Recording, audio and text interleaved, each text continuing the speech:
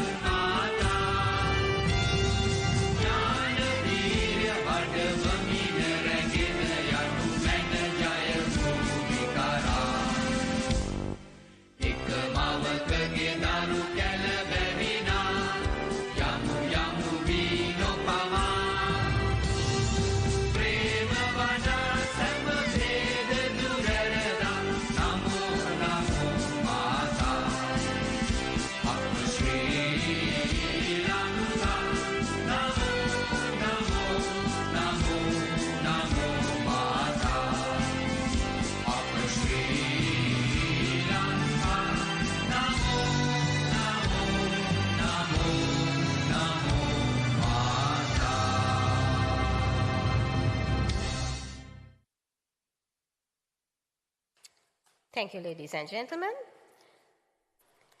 I'm pleased to invite the Director General of National Science Foundation, Dr. Sepalika Sudasinghe. She is also a senior consultant at the Sri Lanka Institute of Development Administration. Dr. Sudasinghe holds a PhD in Development Administration, specializing in public policy. She was awarded the Leadership Excellence in 2018 by the Women in Management and International Finance Corporation, a member of the World Bank Forum. Now, may I invite Dr. Sepalika Sudasinghe to deliver the welcome address.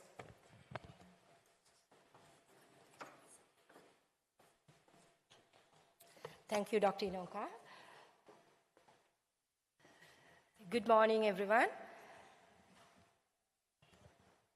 The Honorable Minister of Science and Technology, the Chairperson, National Science Foundation, representing the Secretary, Science and Technology Ministry, there are a group of senior officials from the ministry, and also the researchers, academics working in the field of digital libraries and information science, senior professors, and also the conference chair and the distinguished invitees as keynote speaker and for the invited for speeches, ladies and gentlemen. It's a pleasure and honor to welcome all of you to this much-awaited Digital Library Conference 2024 organized by the National Science Foundation, Sri Lanka, the leading research organization in this country, and it's an award-winning organization, so I should highlight. So this year also, for the second consecutive year, we won the Gold Award for research institutions, implying our standards, quality, and our contribution to the nation. The NSF is also the government arm for policy implementation, and we are always committed to deliver its mandate, aligning with the national policies to bring the scientific solutions to the society in ensuring the well-being of our people in this country. Ladies and gentlemen,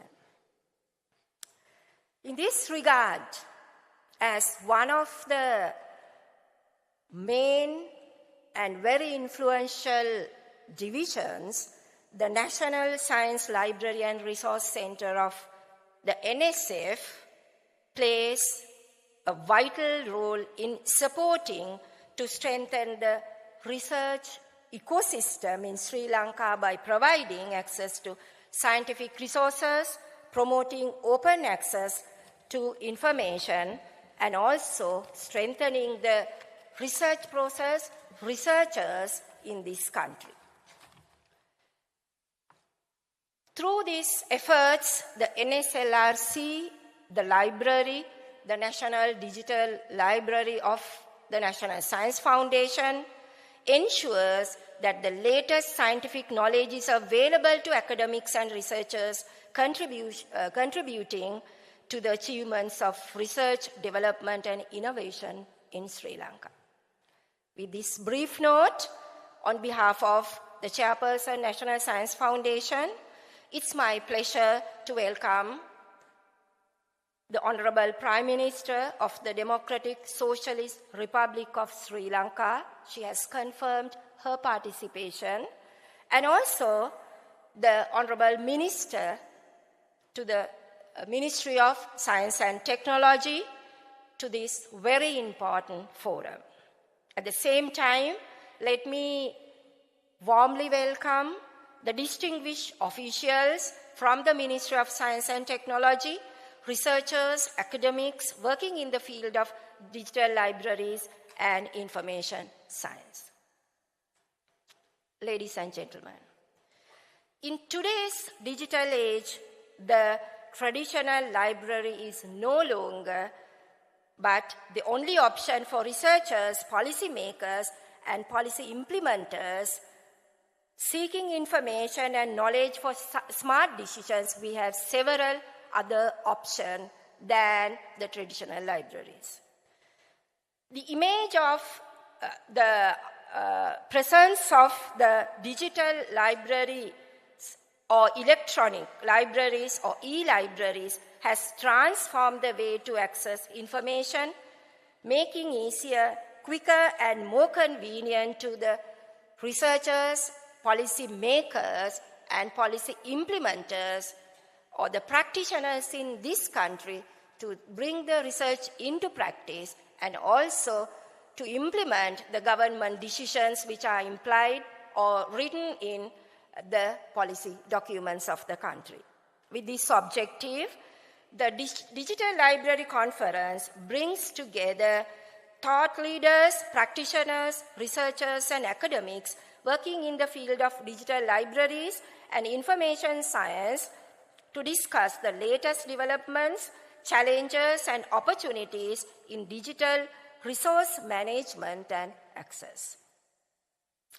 Distinguished speakers, guests, ladies and gentlemen, as we look forward to the future, Sri Lanka is at a transition period into a knowledge-based economy, one where innovation, research, and technology play a central role in driving the growth of the economy, economic growth and development, in ensuring the sustainable development in our country. So in that sense, information facilitation is very important. So with this brief note, on behalf of the chairman, it's my pleasure to welcome all of you to this very important forum. So therefore, with that objective, we are to say that we are ready as the central key organization in the field of research and development, as the research arm, as one of the implementing arms of this country, to align with the national policies to strengthen the government decision at grassroots level. Before I close, as we continue to invest in research and innovation, let us recognize the important role of the NSF in our shared journey towards a striving nation, a beautiful life. I wish you all the best for a successful conference. Thank you very much.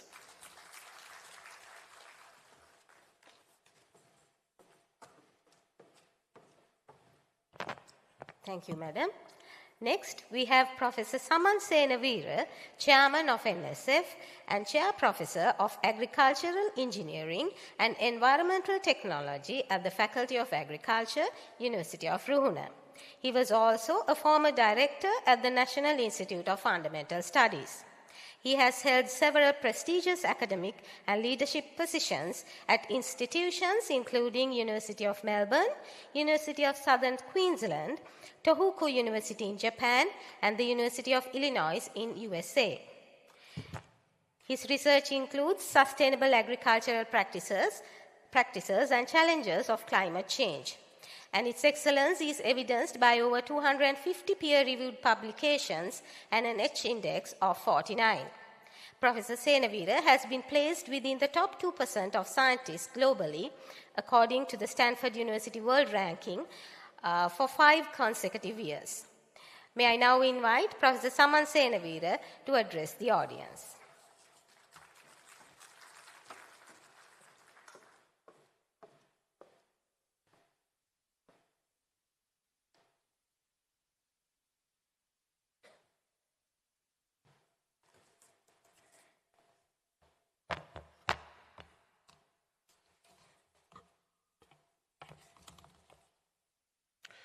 Good morning, everybody. First of all, the Honorable Prime Minister, she's not arrived, and Honorable Minister, DG of the NSF, and all other distinguished guests, visitors, and all are, first of all, I want to welcome you to this very important meeting. So I was asked to give a brief discussion about the brief talk about the big picture of digitalization. This is my actually all the way is a job to putting into the big picture. The Sri Lankan government has taken a bold initiative. Digitalization and technology adaptation and development is a future for Sri Lanka and convert the Sri Lankan economy, double the Sri Lankan economy within a short period of time. The NSF, if you take, for example, we have a very big role to play in this scenario. Even the new, the government is the massive restructuring going in the R&D section. So in that case also, NSF has the major role to play. And what NSF has been doing over the last nearly 30, 40 years, they have taken leadership in digitalization, but, that time we have not recognized as a digitalization. It's just a simple initiative. That what I see, when I see very closely, they have developed the archive, for the journal archive. They support for the nearly 180, if I remember correctly, the journal, they supported by local journal. That's a massive job. If we do this one in somewhere else, this is a multi-million job itself, is the maintaining and the coordinating this massive project. So, but unfortunately in Sri Lanka, it was not picked as widely as what you see in other part of the world. So they have done their job, but there are still things to be done, and we need to plug into the big picture. Big picture is the digitalization of the whole country. I will say, for example, I remember India, maybe 20 years back. The first innovation they did in a digital space. They convert whole Indian, the ecosystem in the digital, convert into digital ecosystem, including all the major digitalization as well as the other institutional thing we got into the one place. That's how India make such a kick start in economic recovery. They were very like us in that shape. So the Sri Lanka also done things in an ad hoc manner. I think this is the first time as a government taking a bold initiative to get the whole country into the digital platform. So in the past system, we had things, for example, I will share, I lived nearly 30 years outside the country and work in Australia, Japan, and US mostly. And the system is very much digitalized. And if you cannot get away from the system. And also the system is efficiency, system efficiency. I should put into if Australian system, for example, 100%, our system is somewhere maybe 20%. It's simply because of these nuts and bolts are not tied together. For example, if I receive a $50 money into my account, the government knows where those money came from. We don't have such system here. It's all about the digitalization and the technology they have adapted and developed. This is not rocket science. This has done many countries 20, 30 years back. And we did not have an initiative to take a bold decision to convert this whole the ecosystem into the digital ecosystem. That have done. We are so pleased and very happy. And NSF is the piece of that puzzle. It's a one small component. Like our responsibility is the country, the research, R&D, and the academic ecosystem to get into the one place and support them. We have supported, but when compared to the other part of the world, is not visible.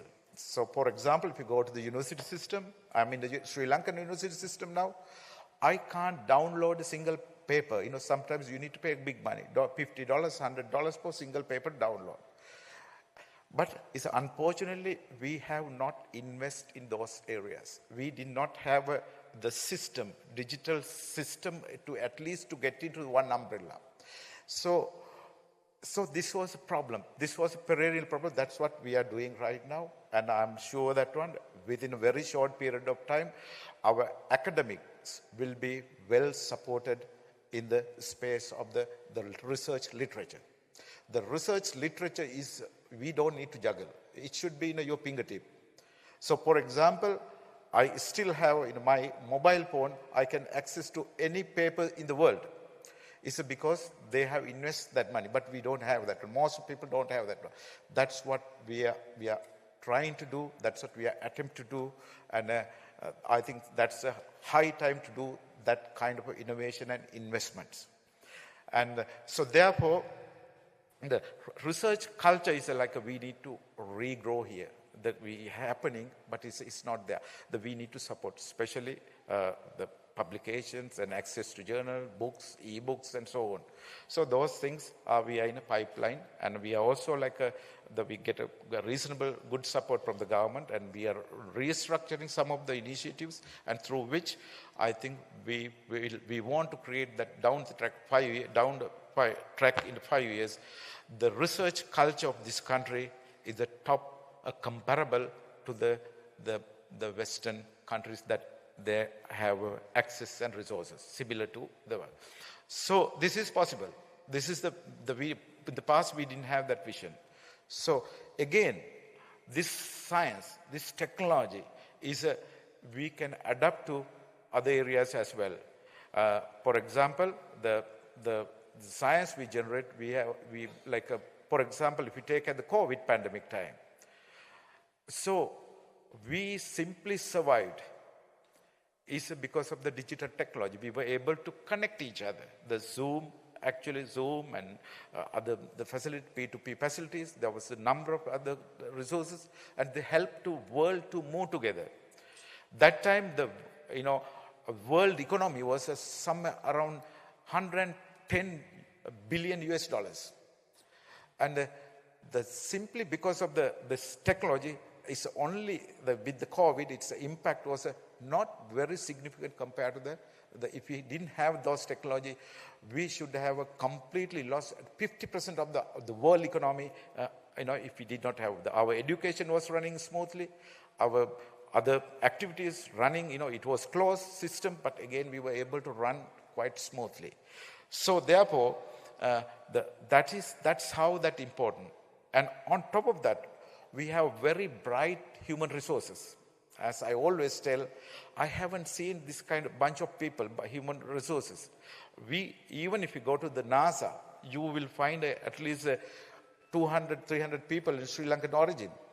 And I know in my university in Australia, in Melbourne, so you have around again 100, 150 people. Wherever you go, there is X number of, significant number of Sri Lankan person. It's nothing, it cannot be happen like that simply. It's simply there should be some traits of intelligence. And also, if we look at with IQ ranking, we are in a kind of a top. And we have made a major discoveries, we have made a major contribution for science. So it's now the matter of time and to put together and harness this intelligent and harness these human resources to build our own R&D and to innovate the research culture and also innovate our the infrastructure and ecosystem. I'm pretty sure that it can be done. We have a good people, we are coming on board with us. And I don't want to drag this speech too long way. Again, you all welcome for this beautiful meeting. And I'm looking to, in the meeting, you can discuss and share your experience and the other areas that you contribute. And again, thank you very much. I will stop from here.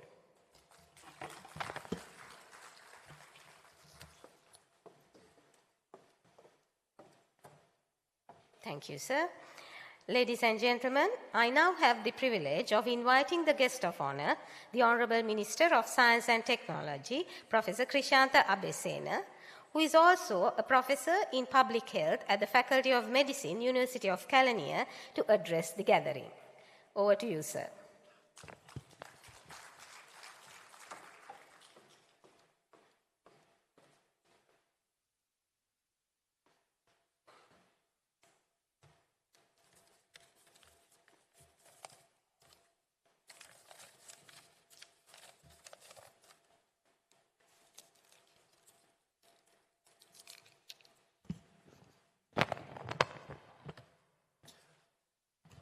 Chairman of the NSF, Director General, and also the scientists, professors, ministry representatives, and all, ladies and gentlemen. I stand before you today with great pride and honor as we gather to discuss future of digital libraries, research, and the transformative role of science and technology in Sri Lanka's growth and development. The NSF Digital Library Conference 2024 presents an incredible opportunity for all of us to reflect on the progress made, the challenges ahead, and the immense potential that lies in leveraging digital resources to drive research, education, and innovation across our nation. As the Minister of Science and Technology, I am particularly proud of the ongoing efforts and the vision shared by NSF in its mission to revolutionize the way of our nation engages with research, education, and knowledge dissemination. This conference is a vital platform to engage with experts, researchers, and stakeholders who are working tirelessly to create the future of Sri Lanka's digital landscape.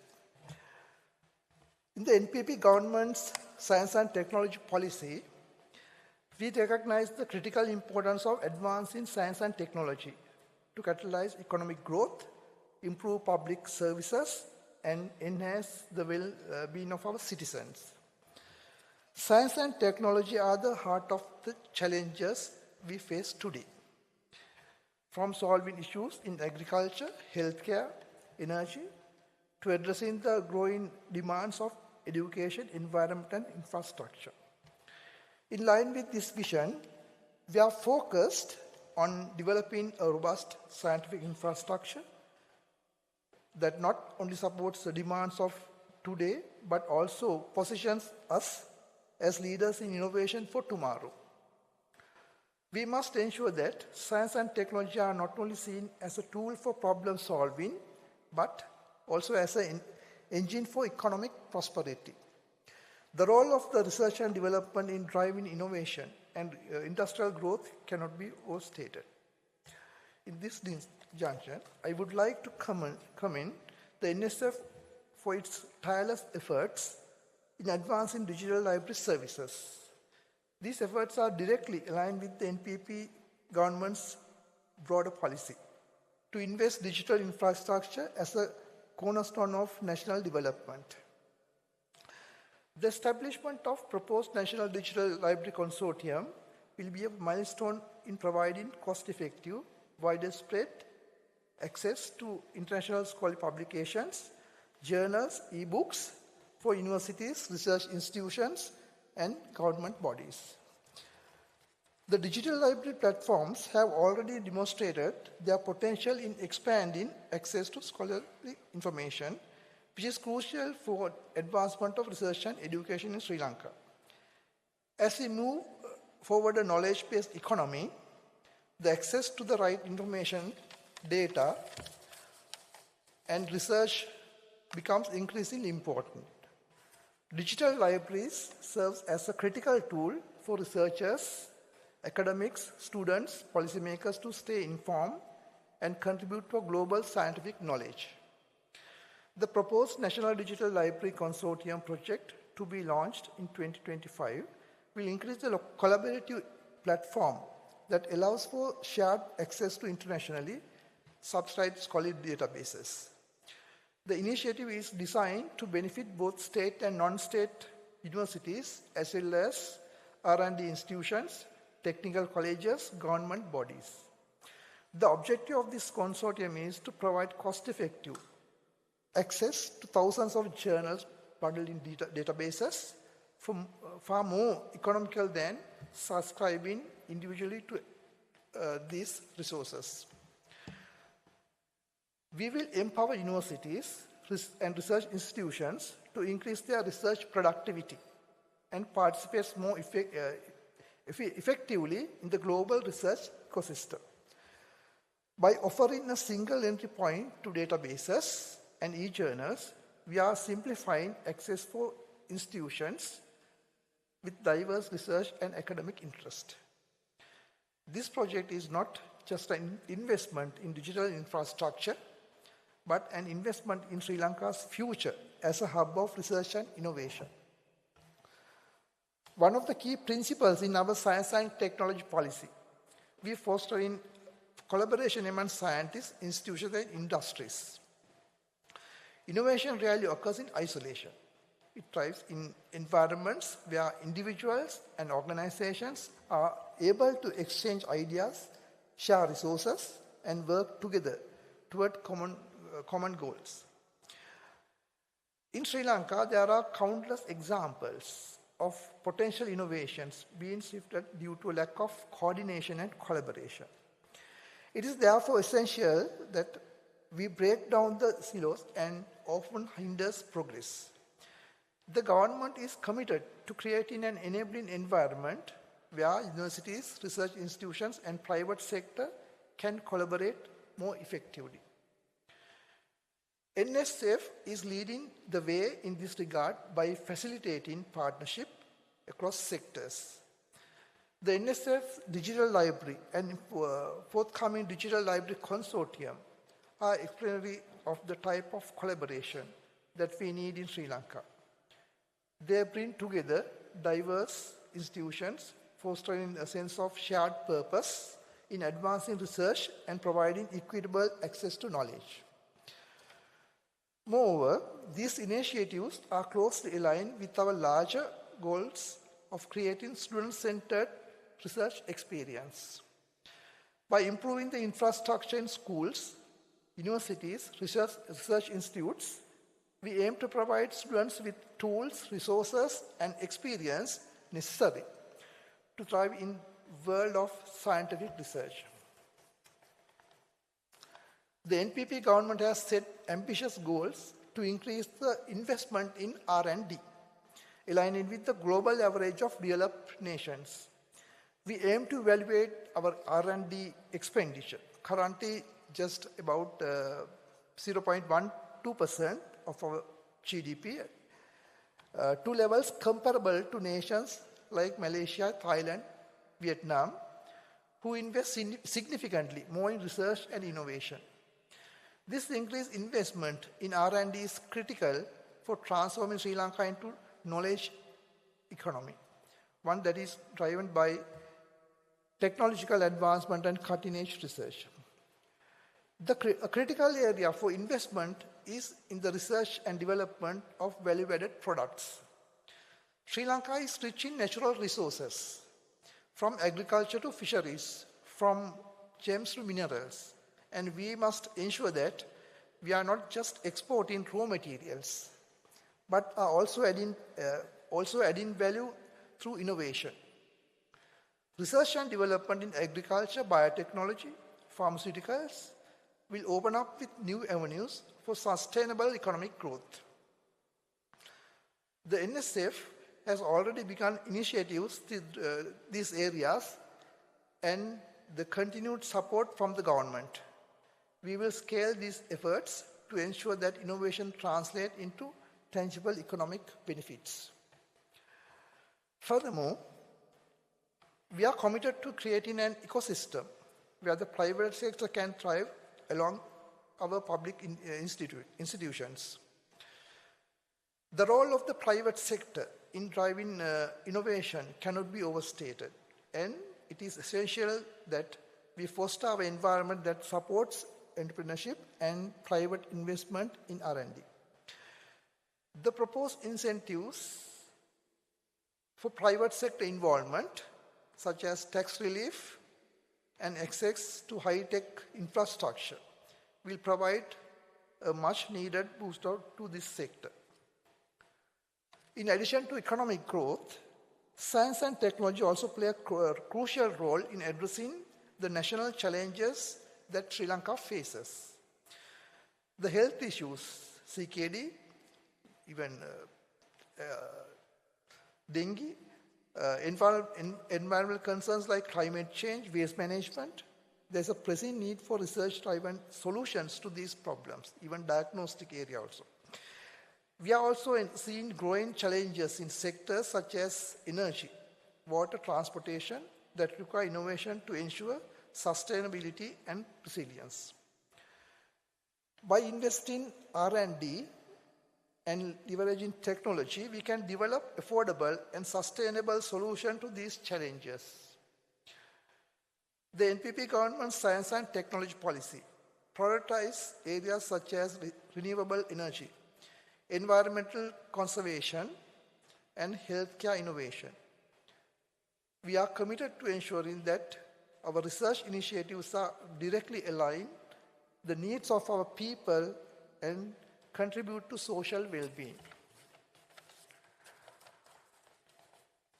The digital transformation we are envisioning is not solely for large institutions or the academic elite. It is for every Sri Lankan citizen, from urban to rural communities. And it is essential that we create inclusive pathways for everyone to participate in the digital economy. The proposed National Digital Library Consortium is just one of many initiatives aimed at ensuring that research, education, and knowledge sharing are accessible to all. As the Minister of Science and Technology, I would like to reaffirm our commitment to supporting the development of digital infrastructure, not just in urban areas, but across the entire country. This includes expanding access to digital resources, improving connectivity, and developing new platforms that facilitate education, innovation in every community. In conclusion, the NSF Digital Library Conference 2024 is an important milestone for Sri Lanka's digital future. With the contributions of NSF, the support of our government, and the collaboration of private sector and international partners, I am confident that we can build a digital ecosystem that is inclusive, innovative, and capable of addressing challenges for the future. As we move forward, let us continue to work together across sectors, institutions, and communities to build a future where sincere science, technology, and innovation are at the forefront of national development. The National Digital Library Consortium will be a key part of this vision, empowering our researchers, academics, and students to contribute to global knowledge while solving our local challenges. I look forward to the discussions, insights, and collaborations that will emerge from this conference as we continue to shape the Sri Lanka's digital future. Thank you.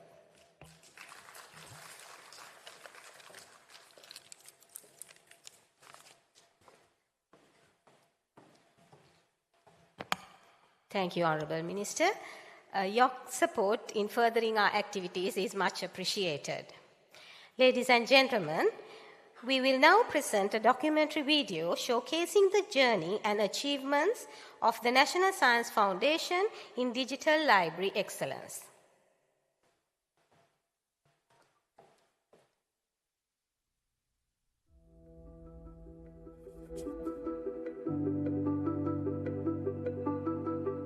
For over 5 decades, the National Science Foundation has been at the forefront of advancing science and technology in Sri Lanka.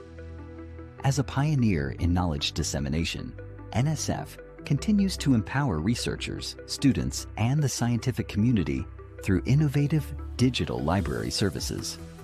With accolades such as the Gold Award for Governance and the Best Performance Award, NSF has cemented its place as a leader in advancing the national science, technology, and innovation ecosystem, contributing to socio-economic progress. Established in 1979, the Sri Lanka Scientific and Technical Information Center, now the National Science Library and Resource Center, has been a cornerstone for disseminating scientific and technical information. From hosting the first science library network in 1977 to launching Sri Lanka's first digital library in 2007, NSLRC has paved the way for digital transformation in the library sector. NSLRC has introduced cutting-edge tools to modernize libraries nationwide. Early initiatives included workshops on CDS or ISIS, enabling libraries to automate and digitize their collections. This progress evolved with the introduction of Greenstone and later DiaSpace and Koha, empowering institutions to build and manage digital repositories efficiently. Through seminars and training programs, NSLRC has trained hundreds of librarians and IT professionals, fostering a culture of digital literacy and innovation. The Sri Lanka Scientific and Technical Information Network, SLST-NET, exemplifies the National Science Library and Resource Center's vision of resource sharing. With over 130 member libraries, SLST-NET integrates resources from academic, research, and public libraries, ensuring seamless access to scientific knowledge across the nation. In 2011, the National Digitization Project was launched to digitize collections from 25 libraries. Today, over 150,000 documents are available through institutional repositories, marking a significant leap toward global access and collaboration in research. NSLRC not only develops repositories, but also offers hosting services to libraries, ensuring even the smallest institutions can participate in this digital revolution. The Sri Lanka Journal's online platform, initiated by NSF in 2008, now hosts over 21,000 articles from 151 journals. By connecting Sri Lankan research to the global academic community, SLJOL has amplified the visibility and impact of indigenous scholarship. NSLRC has also developed specialized databases, including the Sri Lanka Science Index Database, the National Instrument Database, SLAAS Membership Database, and Research and Technology Grant Databases, offering comprehensive information on research output and scientific resources across the country. These platforms are indispensable tools for researchers, enabling them to access critical data and collaborate on groundbreaking projects. To supporting advanced researchers, NSLRC's initiatives cater to diverse audiences. Programs like library awareness campaigns and digital training sessions ensure that future generations are equipped to thrive in an information-rich world.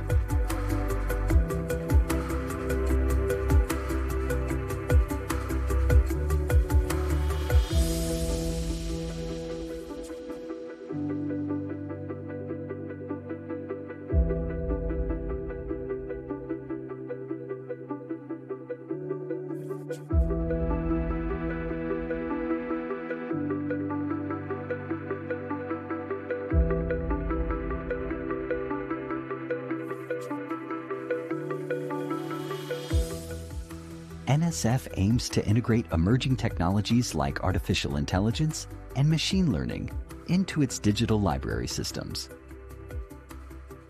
The Grant Management Information System currently in development is one such step toward a more efficient and innovative future. Through its dedication to innovation and excellence, the National Science Foundation's National Science Library and Resource Center is not just transforming libraries. It's empowering knowledge, inspiring generations, and shaping Sri Lanka's future.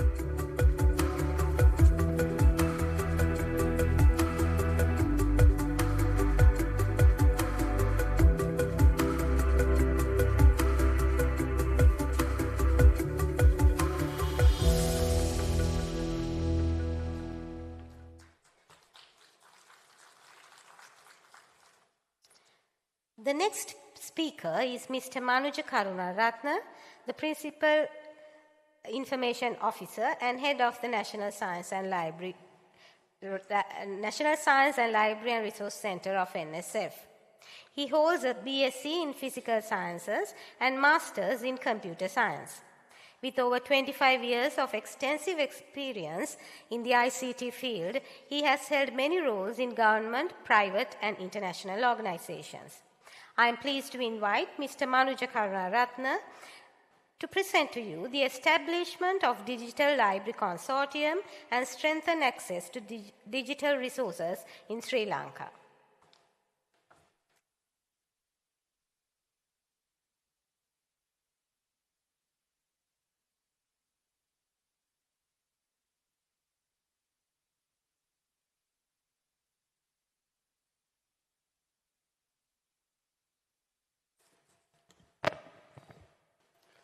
Good morning, ladies and gentlemen, and distinguished invitees, and Honorable Minister, Science and Technology, Professor Kishanta Abhisena, and Garutara Mahasangratting Avasarai. Ladies and gentlemen, today I'm here to discuss about NSF one initiative which was working for last 4 years to initiate with the government support to develop a national digital library consortium.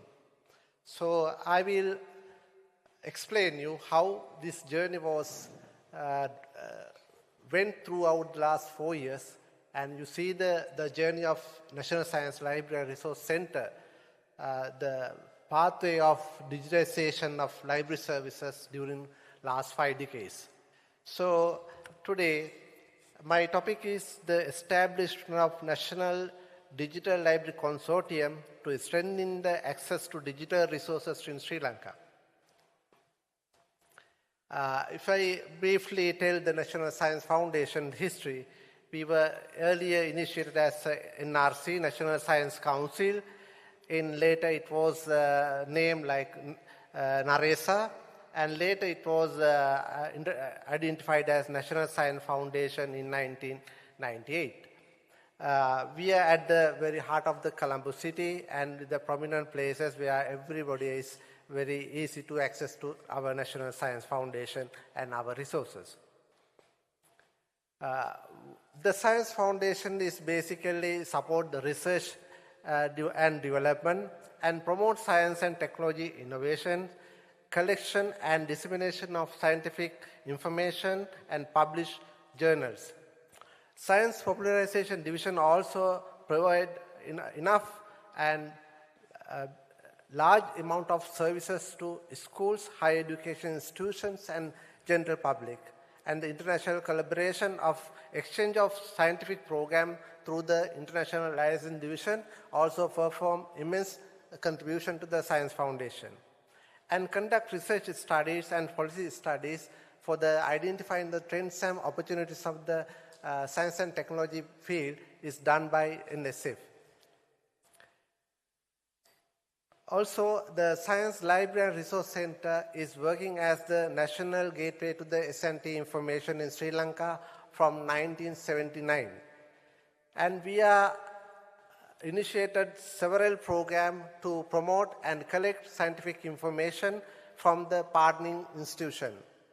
Our main goal is to be the catalyst for the science and technology information dissemination in the country, improve the efficiency of information services through adaptation of modern information technology services, connect with the science and technology libraries, establish a strong information service network in the country, promote NSRC website to function as the centralized hub to local and international NSF information sources in the country.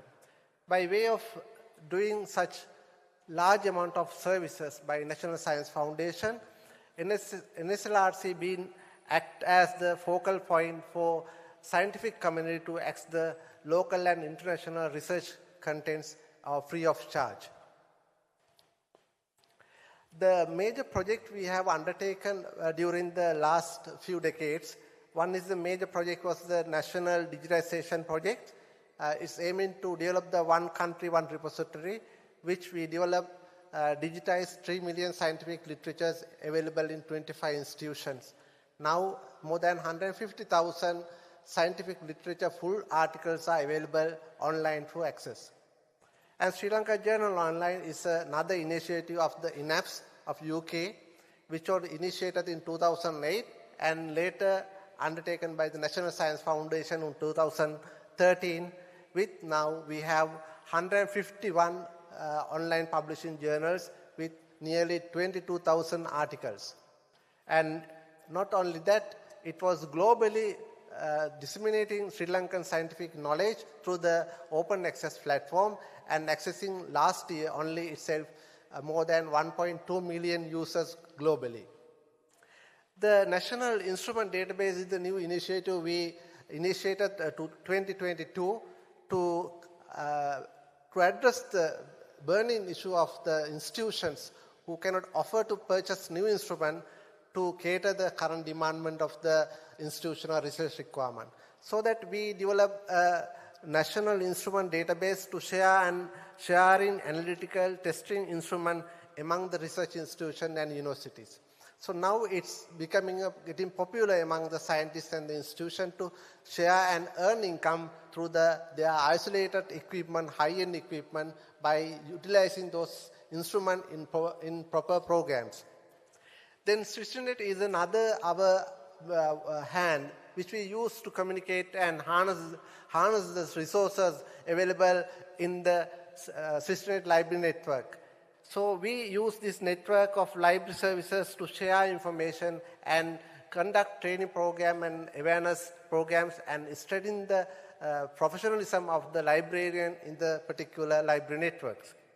The development of e-repositories of local libraries we have undertaken as consultancies, and we have done so many programs during the last 3 years. I think it will now be very much recognized by many institutions, and every year we are getting more and more consultancy assignment to develop and training library staff to modernize their library facilities.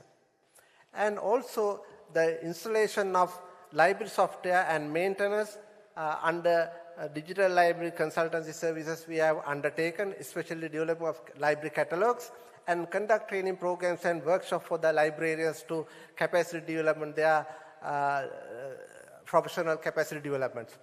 Then the literature search services and current awareness programs we regularly conduct for our community.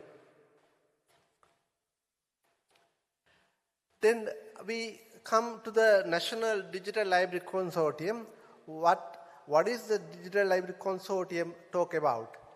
The National Digital Library Consortium Sri Lanka is a program to establish a national consortium for digital resources in collaboration with the University Grant Commission and the National Science Foundation to provide access to international high-quality peer-reviewed journals, databases, articles and e-books to access wide range of disciplines. The researchers with public and private universities and non-profit research and development organizations in Sri Lanka will have access to the knowledge base through consortium fostering research and education and innovation across the country. So this is our target by establishing the National Digital Library Consortium to foster the exchange of scientific knowledge to the scientific community.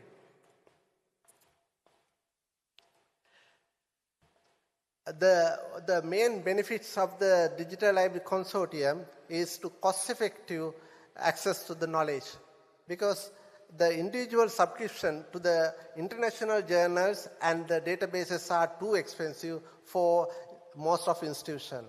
So they can't afford their annual subscription fees by individual level. That's why the consortium model is more viable for Sri Lankan context. The consortium pooled resources and negotiate the collective agreements, reducing the subscription cost and providing broader access to the high-quality research information. And then binding the resource gap. Bridging the resource gap is another area we want to catch and address under this Digital Library Consortium. Many universities, especially new and underdefined, and lack access to the scholarly resources critical to teaching and learning of researchers. This area we identified as a lack area where we need to provide more digital content to the scientific community to access and to their research activities. The consortium ensures the equality access to the knowledge for all participating institutions, regardless of their individual budgets. Enhancing the research productivity, access to peer-reviewed journals, e-books, and databases force and better research outputs, innovation, and collaborations. Researchers, students, and faculty gain access to up-to-date literature, increasing their global competitiveness. Then centralizing access, we hope to, as consortium, to provide a high single entry point to multiple databases, making it easier to the user to find and utilize resources. It reduces duplication of subscription and ensures that resources are effectively shared among the institutions. Alignment with the national policies, the Digital Library Consortium is very much aligned with that. Especially the research and development are critical for economic and social progress. A consortium supports national goals such as building a smart nation, enhancing higher education standards, and becoming global innovation hub. Aligning with the Sustainable Development Goals, SDG 4 for quality education and SDG 9 for innovation and infrastructure developments. Again, we know identified from the alignment with the national policies of the MPP government. The MPP manifesto, page number 26, very much depicted that supporting the management of digital knowledge repositories for e-publications and digital libraries affiliated with the education and research centers. And under the page number 49, it says, introducing e-library system in all local libraries and connect to the global e-library network. Under page number 102, it says the free access to all citizens for IoT tools with educational programs, online educational programs, and other educational tools such as documents and e-libraries. In the Science and Technology Policy document of NPP, in the page number 18 says the establishing series of state-of-art libraries around the country featuring e-resource services equipped with modern technological advancement such as AI, providing access to the latest research finding, publications, and education material across all disciplines. So it says now our project, the National Digital Library Consortium, is very much aligned with the NVP mandate national policies. So international benchmarking, where is the international benchmarking about Sri Lankan research? Neighboring countries like India, Pakistan have successfully established similar consortia demonstrating the model of effectiveness in improving the access to the scholarly resources. Sri Lanka risks falling further behind the global knowledge index without such system. Addressing the budget constraints, many institutions face shrinking budgets leading to cancellation of journal subscription and reduces access to vital resources. A consortium maximum value by ensuring the access to the comprehensive resources without placing excessive financial strain on individual institutions. Collaboration and networking. A consortium fosters collaboration among the universities, research institutions, and policymakers. It creates the opportunities for joint projects, training, and resource sharing, building a strong academic and research community. The key features of National Digital Library Consortium model centrally funded model by the Treasury of Sri Lanka. Otherwise, most of our government institutions and universities and R&D institutions are funded by the central government. So we hope that the central government will take care of the funding for the consortium. Then the collaboration between the state universities, R&D institution and private education institution will also take part in this program. Centralized negotiation with publishers for subscription and training and capacity building programs will be conducted under this program. According to the survey we conducted in 2020, the government unities have 260,000 beneficiaries, including the students and the researchers. And affiliated institution, postgraduate institution like has 6,000 plus beneficiaries. An R&D institution is nearly 20,000 beneficiaries. And state and non-state sector higher education has more than 25,000 beneficiaries. Now it's more than that. We know that the higher education institution in the private sector is now getting more students during their academic period. So according to our survey at that time, there are more than 200,000 students and lecturers population were there to facilitate under this project. The key databases we identified from the survey was the Science Directs, IEEE, and there are more than 25 databases we identified, but we have only take care of considering only 12 databases for the moment for the consortium. Now we'll see how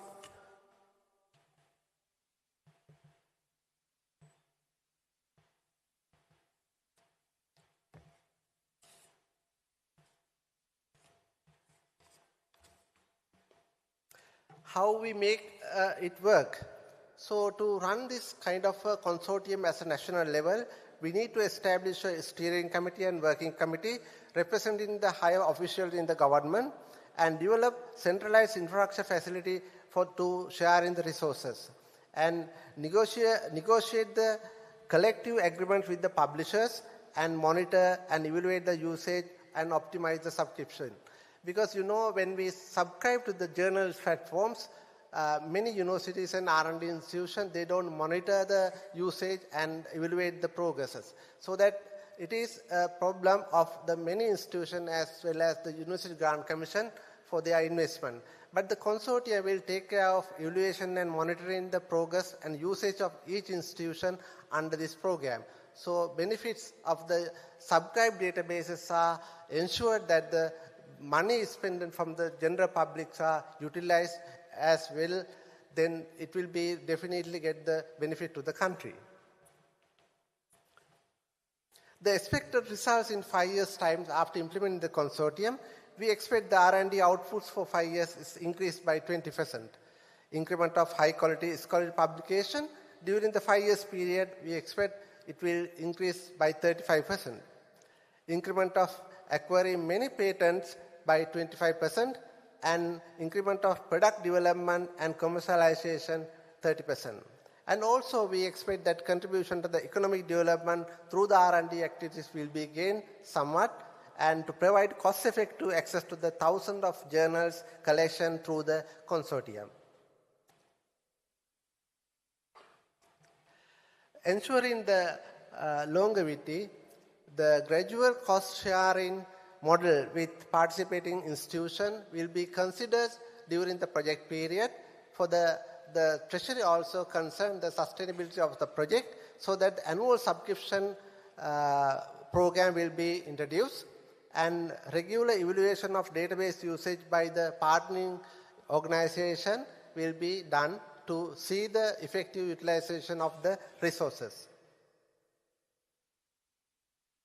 In conclusion, the Digital Library Consortium is not just about sharing resources, but about building a knowledge of infrastructure that support the innovation, research excellence, and equitable access.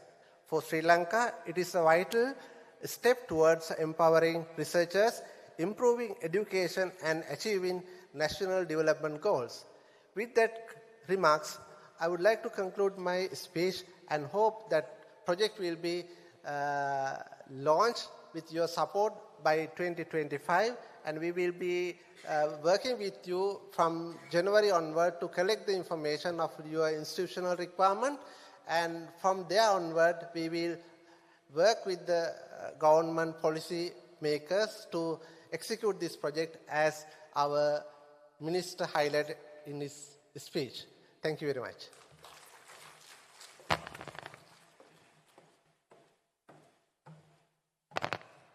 Thank you, Mr. Manuja, for explaining in detail about the Digital Library Consortium. Let me now introduce the keynote speaker to you, Mr. Ashwani Shukla, Consultant, Allmark Publications, New Delhi, India. He is also an accomplished professional with over 15 years of extensive experience in academic publishing, research, intellectual property rights, research fund management, journal marketing, strategic planning, training, promotions and product launches. He has worked closely with experts, academic institutions, government bodies and corporate organizations. With a strong command of both STEM and HSS research publishing, Mr. Shukla is currently driving the transformation of journals to the next level of global publishing, helping them achieve sustainable growth and enhanced visibility even within constrained budgets. I'm pleased to invite Mr. Ashwani Shukla for the keynote address on Bridging Knowledge Gaps, Digital Libraries as Catalysts for Research and Collaboration.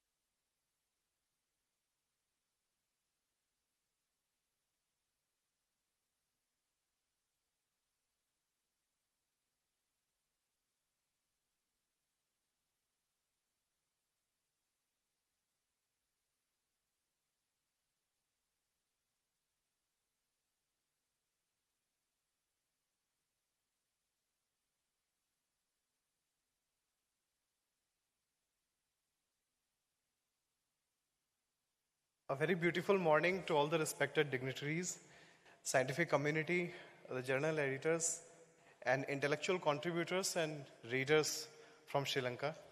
And it is an honor for me to present, thanks to you all for giving me the opportunity to present my thoughts and learning. And learning is always a two-way process. So whatever I have learned and experienced, I'll share with you. And I'll also take some key takeaways for me also from here, from this podium. So again, a warm welcome to you all on this event, and thanks for calling me over here also. So I'll not make it as a theoretical presentation only, like all the definitions and theories. I'll try to position some practical outcomes which anybody, even a single author can take and use instantly after this presentation itself. So it's something I'll explain about the digital libraries, and then I'll come to individual contribution to the articles and journal publishing also. So it's overall kind of presentation over here. So this, as a keynote, this topic which I have selected, that is bridging knowledge gaps, because as I have heard Honorable Minister's comments, bridging knowledge gaps, how to bridge them, maybe time in a particular time duration, and using or employing the digital libraries as a catalyst for research and collaboration. Because research always, when we go for by book publication or maybe book studies, sometimes it depends on the particular geographical curriculum. But journal or research publishing is always a global product. If you publish anything in any subject, arts and science, somebody sitting in Nigeria might be using that content. It might be of his subject area also. So I'll start over. Our goal through this topic is transforming the access. Right now, whatever the world is publishing, what you can access as an individual. That can be that can be solved through different kind of solutions are there. As Sir has mentioned recently, like a digital consortium, digital library transformation, which is happening around with a new vision of the government. So that again, that's something, some manifestation always drives the process, and that process drives the outcome. So that manifestation intent is the most important thing. So transforming access first, then advancing research I'll talk about. Then digital ecosystem overall, as Sir has already mentioned, he has explained in his slide also, and fostering global collaborations. Because again, the research publishing or maybe research writing, doing a research is not just a local initiative, it has global impact. So global connections is always necessary. I'll explain few pointers about digital libraries because most of the time we all go through the process of studying in the library, using the content. Digital libraries are online collections of resources like journals, books, databases, and all. This is a basic definition of a digital library.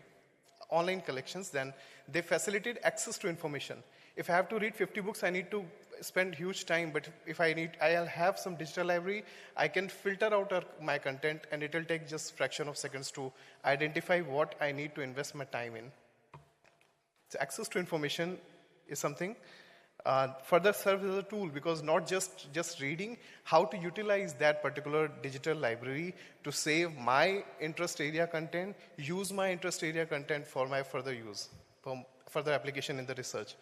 So digital library is all about that explains not just a collection, it's not just a service which is being provided, but it is a service tool also, which anybody, any individual author, reader can use for their personal use, for their research use, for their intellectual growth also. The next is bridging, now the first topic which was mentioned, bridging knowledge gaps. So what is the role, why it has a role, digital library has a role in addressing knowledge inequalities. Like accessibility, obviously, if I'll have access to the knowledge, only then I can upgrade myself. So accessibility is the first thing, then cost effectiveness. I should be able to access that in my budget, in my priorities, and that is something when a consortia kind of initiatives, they solve this initiative, like they solve this solution, their problems, the cost effectiveness, effectively they negotiate, they bring huge costly content to you at your comfort.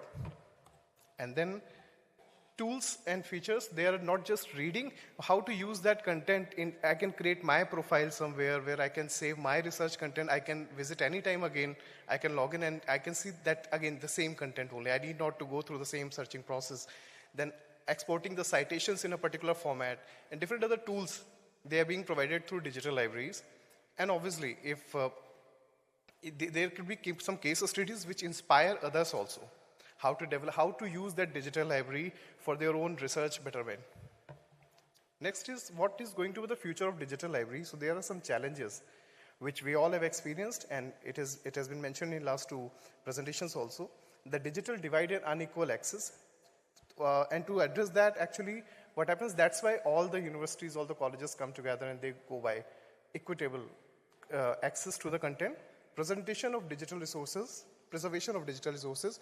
There are 5 globally recommended platforms recommended by Medline. That is, you must have heard about Cloxes, Loxes, and others. So preservation of digital resources in the country itself and then in the global leading databases who are actually digitally preserve the content. And then data security and copyright issues, these all are the challenges which we are facing right now. So now, what are the opportunities where in future digital libraries will provide you the solution? The first is AI integration for personalized learning. It has already started. Then blockchain for the security issues, secure access, so that your access cannot be used by somebody else. So static IP-based content is being provided in the library. The next is expanding access in remote areas, so that the university or institute which are not there in the major cities, they can also have an access through proper access of proper flow of internet also. So these are the futures, and they are going to address these challenges through various solutions which will be employed in these opportunities in coming future. So this is all I wanted to explain about digital library. Now I'll explain something more about scholarly publication and how that how this is currently it is working, what are the core pointers of that, and how an individual who is new to the enrollment of research program, he can get the awareness, and I'll share you some pointers. So this is something I'm going to explain, is strategies for quality journal publishing and citation index in this presentation. Journal, everybody knows, journal is a periodical content, but periodical content is of two types. One is scholarly peer-reviewed journals, and other is popular magazine. These are the three pillars of a journal. One is content portfolio. A journal of a particular segment has a different content portfolio, like research articles, set of research, case studies and all. And then quality and ethics, which has to be maintained by the editor and the reviewer. And third thing is timely deliverables. So if a journal wants to grow, and journal wants to not only just growing, even at the stage of starting, these 3 pointers are the pillars of a journal to start with and then grow in the ladder. Globally, there are 2 publication models which are working. The one is regular issue-wise publishing model, which everybody knows a journal comes 2 times or 3 times in a year. And the second is continuous publication model, where an article, if it gets accepted in the system, instantly after getting the complete peer review, it goes to the production for publication. So the article doesn't wait for the particular issue, it gets published instantly. That is a continuous publication model. So we all have experienced this SLJOL. Most of the journals are following this regular issue publication model, but there's journals like PLOS One, and even Frontiers has started some of the journals. So they publish the article instantly, because the value of that article always lies the timelines. If our research is done today, it may be relevant for thousands of readers from today onwards only. So sometimes most of the journals take much time, 6 months time or a year time, to decide whether they want to publish an article or not. So here, if an article is under peer review, and the moment it gets accepted, it doesn't wait for the issue. It gets published instantly in next 10 to 15 days. That production time it takes, and it gets published. So now what happens? There is a new thing which you must have heard about, bioarchive, medRxiv, and even social sciences. There are these preprint servers. What they do when you submit an article for a review, till that duration, till those 6 months or 8 months time also, that content, if it is valid, it will be published online with a DOI, so that people can cite and they can use that research instantly. That I'll explain later on. So there are few access type which we all have experienced. One is closed access journal, and these content are being provided by the libraries, digital libraries. They take your requirement, they connect with the publisher, they ask that content, they negotiate, and they provide it to you. So that everybody knows. The second is open access. Sri Lanka has a huge experience with the open access publication. SLJOL is a kind of innovative initiative which has been taken. So open access journal, again, we all know the content is freely available for everybody to read. Yes, it also requires some funding, how to support. So in that context, sometimes it becomes, there are many kind of ways, like gold open access, where sometimes authors pay the APC and they sustain the journal cost. Sometimes a society, a federation or college or university, they fund the journal, they fund the production cost or publishing cost. And the third one is preprint servers, which I mentioned, the bioarchive, medRxiv kind of platforms, which are providing the access of your content instantly, even if the article is under peer review. So in that duration, that 6-8 months also, that content can be cited with the proper DOIs. Now, let me explain the pointers of closed access. Most of the content is always behind a paywall, so one has to pay first to read. Sometimes the journals are very costly. Also, in the limited access, because only the people or universities who can pay, only they can access.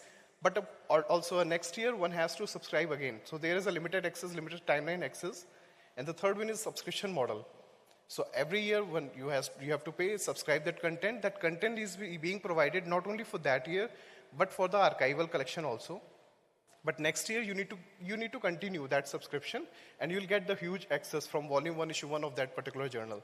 So when you pay, you can access this complete closed access journal, because these journals don't charge and don't take money from authors or any other societies. So that's why they sustain their cost through the subscriptions and making it available to everybody after getting some payment. Now there is another model that is open access, which you all have experienced. There are different kinds of open access. The one is this one, gold, which everybody in the content is fully accessible under a Creative Commons license, and APC is usually being paid. So authors pay their publication cost, and then journals sustain. Journal publishing costs get sustained. So authors support the funding of this journal. The second is green one, where for a particular duration, like 6 months or 8 months, the content is available, and after that, the content goes to self-archiving. Or sometimes it also happens, green access has two versions. Sometimes they are kind of closed access, but they provide authors a right that authors hold the copyright most of the time, and they can keep that content in their university and local repository also. So the article is not just on the journal site, but it is also available on their local repository. So that is a green access. Then hybrid. In hybrid, if there are 10 articles, 4 articles may pay the APC. Those articles, few articles which are paying the APC, they are open. Remaining are closed. So remaining can get access through the library subscriptions only. So there are both ways these hybrid journals survive. And then diamond platinum, where a university, a government, funder group, they fund the journal, they sustain that cost, and author doesn't have to pay, and the journal grows. Then the fifth is bronze, which is very rare actually. It's free to read online, but you can't use it further. There is always a restriction, digital rights management behind on this kind of journals, bronze. So the most of the journals from India, which we have experienced, they have gone to gold or diamond platinum, this one, platinum access model, where a society, a department, or particular university, they fund the journal publishing cost to a publisher, they pay, and the journal is open access, everybody can use. And this one, gold, where authors pay the APC. APC has to be very nominal so that individual authors or a group of authors can sustain. Sometimes still, you might have seen, there are some open access journals which are charging $2,000 or maybe more. So what happens in European market, these library budgets, they pay the APC, they support up to some extent, but most of the time authors pay this fee, and sometimes it becomes very difficult to sustain that cost. So that is a kind of global discussion that open access, this APCs should be very accommodating, and some part of that should come from the funder group, or this kind of different experiments which are being done. Like you must have heard about European countries' plan of coalition as. So this kind of experiments are being done, and I think it's a dynamic thing. So maybe in future some new things will come up, some funder groups will come up, different countries, and they can help authors to sustain. The companies, there is a gap in academia and corporate. So the moment this gap is not there, so suppose when corporate works with academia, then actually they fund this so publishing cost and all. So there are different experiments which are being done in different parts of the world. I'll move to the next slide, which explains the essential ingredients in academic publishing, what a journal needs overall, what collaborations, what are the core pointers.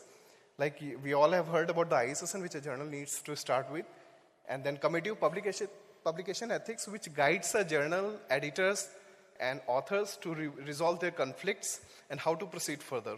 So committee in publication ethics is something which leads overall a publication ethical guidelines.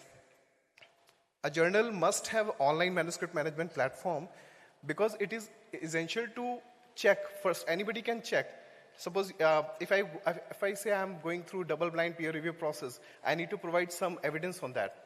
So through mail, it is slightly difficult, but if there is a review system like OJS, which SLJOL is using, so actually what happens that reviewers' comments, authors' responses, timelines, everything gets recorded, and we can extract any indexing body like DOAJ and Scopus, they can extract the data, like how much time of publication does it, so they can verify many things. Reviewer comments are there, double-blind peer review is being done or not. So these kind of things are, so that's why manuscript management platform is required. Then there are some citation metrics. You must have heard about digital preservation. Dimensions is a new platform which supports most of the open access publication. And it provides a real-time citation data. If your article is published today and suppose after a week it gets cited somewhere, Dimension has the capacity to provide you that recent citation ratios and all other analytics. Furthermore, Scopus, every journal wants to go get indexed in Scopus and this kind of platforms like DOAJ, Directory of Open Access Journals. Crossref is a DOI provider we all are using in our studies. So what we do when we publish any article, it becomes authentic when an article has a Crossref DOI, or maybe DOI from some other body also, but there has to be a unique identifier for every article. And then OSPA, Open Access Scholarly Publishing Association, which provides guidelines to all the publishers who are working on open access. Clarivate Web of Science is a kind of, again, a dream for a journal to reach. Cloxys is again a digital preservation platform, which is recommended by Medline. So actually, if suppose what happens in a particular condition, there could be different publishers who must have their own servers. But sometimes natural disaster or something may happen and their server may get damaged. So in that condition, your research, even after so many years, can be extracted from these digitally preserved platforms like Cloxys, Loxys. So that's why these platforms are, and you must have heard about Portico also, Public Knowledge Portal, which is a kind of collaborative organization for OJS, also Open Journal System, which your SLGO, all journals are actually using. So Public Knowledge Portal, Cloxys, Loxys, these are digital preservation platforms. So even a publishers, some natural disasters come and that database, that your studies, your academics, suppose they're not available anyway. So you can extract, or that country can extract all the data from these kind of platforms. And PubMed is again for medical journals. PubMed is again a kind of a platform where every journal wants to go because that has a vast readership and authenticity. Now, what are the major components of a journal publishing? That let me explain.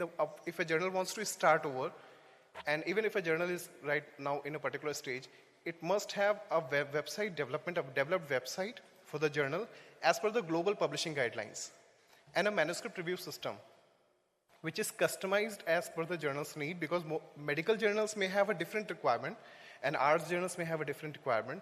So every journal may have different plugins which they need. So that customization has to be there from journal to journal. It depends on subject. It varies from subject to subject. As per the global publishing requirement, that website must present. In next slide, I'll explain what a journal website must present. The next pointer is issue and article processing. So it's not just if we have written something, somebody has just gone through and we can shape in a format and just upload online in a particular format.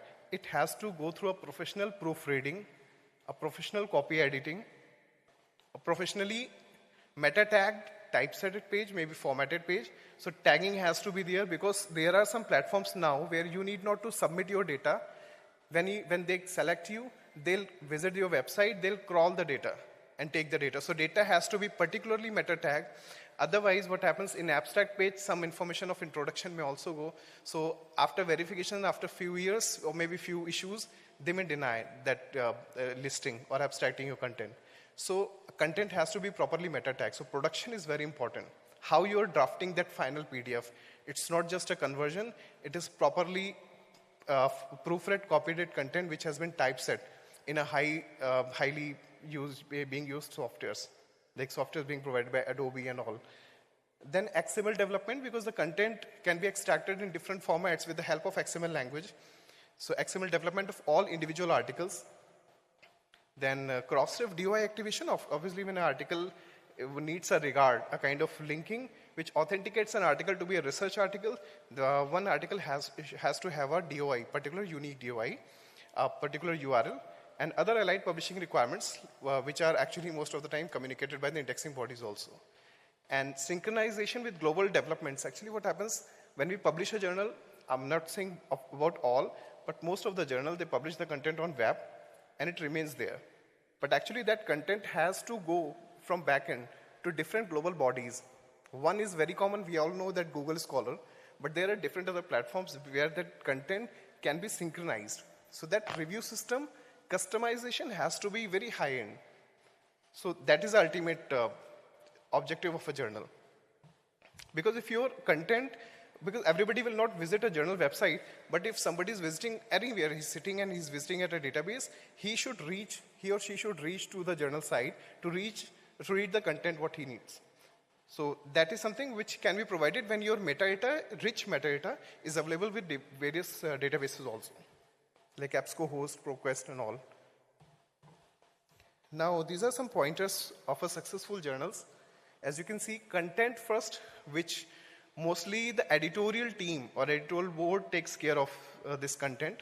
Like whenever an article gets published, they communicate to the peer reviewers, they share it with the reviewers. Then they decide on their wisdom and the reviewer comments whether that article is valid to be published or not.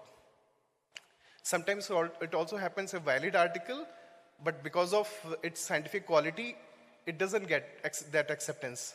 So that is also a debatable topic globally, because Frontiers have addressed this issue. Like they publish all the valid articles in different categories.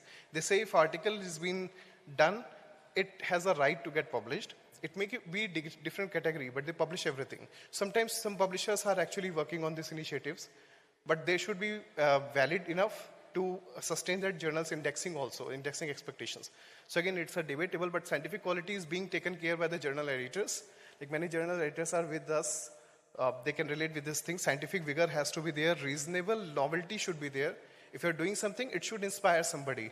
It should have some novel aspects. It may be a review also, it may be a case study, but it should have a novel assessment also.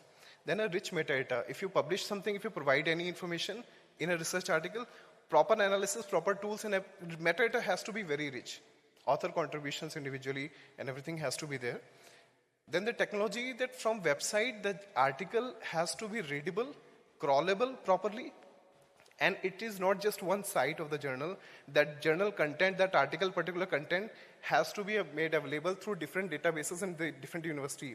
Suppose Ohio University might not have access to some particular journal, but it has access to EBSCO or kind of different platforms like Summons and all. Google Scholar, Crossref, sometimes they search the Crossref metadata also. So a rich metadata has to be sent to the Crossref also. So they can reach to your article through those databases. So that's why the website is the main, actually, it can zoom out your content overall. So front website has to be very globally competitive, and the peer review system has to be very robust so that your content can automatically synchronize with the various databases, and you should have many tools which you can only use when the customization has been done for you. So that is something, it is available in various, this one review system, but customization, high-end customization is always required. Then the ethics and conduct, which most of the time editorial team has got the responsibility for this also, from authors and editorial team, because they provide the guidelines to the reviewers, to the other editorial members, and the authors also. The Committee of Publication Ethics, Open Access Scholarly Publication Association, World Association of Medical Editors. Like this World Association Medical Editors has provided a guidelines on ChatGPT, which is a very being debated right now. But actually most of the time it needs to reach to all the journal editors so that they can study that and then they can communicate to the authors in future. Again, ICMG, International Council of Medical Journals Editors. So these are some policy makers, organizations, which guide the editor or the reviewer to process further to perform their task. Then presentation of the content, it's not just publishing, it's how we are presenting the content, that is very important. On the web also, most of the content should be visible on the very first page. It should not go so 3-4 pages of scrolling, one doesn't have to go down. So presentation has to be very rich with all the metadata at place. And the second is publishing. Obviously, when we do the publishing, we must go through the production process in a very, like proper tagging and all, so that very user-friendly, reader-friendly, I should say. So one can crawl the content from the PDF instantly. Second is indexing development. A journal, actually it is the main vision behind a journal. A journal has to go through the ladders, different global ranking ladders, and this indexing is important. And indexing expectation, most of the pointers which I have highlighted, these are the pointers which are desired by a good indexing body, like Scopus, PubMed and all. Abstracting, indexing is one thing, but there are many databases which zoom out your content. If you have published somewhere, you can have many readers through that abstracting platforms. So abstracting is also important, and the citations growth. For citation growth, most of the part is always depends if your content has been abstracted well in various databases. If it is available to all, then actually every related user can go to your content and cite. But if it is not available to all, even in open access, then citation growth is something which you will always face. So abstracting, indexing, and synchronization of content are the 3 pointers behind citation growth also. And the fourth is obviously a publisher's marketing. If he's focused, if he's interested, he can market, he can invest well his team. You can also communicate to your peers and networks in different conferences. That also enhances your citations. I'll go to some point in the copyrights. So what is the today, who owns the copyright in different segments? Actually, sometimes institute or university owns a journal and that holds the copyrights. Second, sometimes a society, federation, or association holds ownership of the journal and they own the copyrights. You must have heard, obviously, we all have collaborated with different publishers. Sometimes publisher owns the copyrights, but there is a new trend that even they own the primary copyrights, but they assign the copyrights to the authors so that an author should be able to use the content at their disposal without asking without queries and all. So this is a new trend where authors hold the copyrights. A publisher as a primary, or publisher society is a primary owner for copyright, but they assign these copyrights to the author for their use. Possibly, sometimes non-commercial use, sometimes commercially, that depends on the journal's policy. They can develop some content or maybe some other project on that. Author must have right over its own work, whatever they have done. But yes, the commercial, non-commercial is debatable.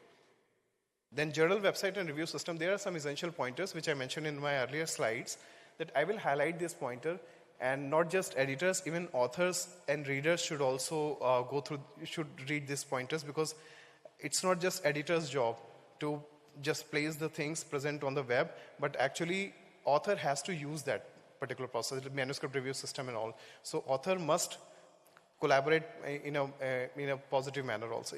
So these pointers, I'll start with the front end, which is when you read a content, you can see whatever you can see, that is a front end. So it has to have a rich metadata. Then clear and detailed policies. So most of the time, these are the major problems with most of the journals which don't get indexed in different databases, that clear and detailed policies are not there. And these policies may be self-archiving policy and other policies. So actually, a journal editor must go through this Committee of Publication Ethics and ICMG guidelines, and he should analyze what journal wants to do. And authors must also read. Like if there is a self-archiving policy, author can host that content, not just in the journal, but in their university personal repository also. Personal means university or institutional repository also. But most of the time, authors don't read this, authors don't have this information. So open access policy, actually what is open access policy of the journal? That journal has to declare in a very clear manner. Second is peer review policy, whether it can be a single peer review also, double blind peer review, single blind peer review, but editor has to place this information very clearly and very transparently on the journal. Not just editor, I'll say editorial team, because editor has to do many other things, so this task can be assigned to somebody. Open access policy, a very clear demarcation. Peer review policy, a very clear, this one. Third one is plagiarism policy and the limits, what the journal follows. Self-archiving policy, you provide rights to the author to keep that content in their institutional repository, because institution is invested on the author to do that research. So that is the major reason behind this. And in open access, actually, there is a major concept. If it is a public funded research most of the time, I'll not say always, but most of the time. So public funded research should be made available to the public for free, because they've already invested once. So that's why this open access permits them to get their content, which they have already invested, not for reading again, they need to pay. Behind a paywall, they can access freely. So that is the main reason behind this open access initiative. ChatGPT policy, it's a new policy which has come last year. Word Association of Medical Editors. So I would recommend you all go through this ChatGPT policy. Just go through the WAME site, you'll find this.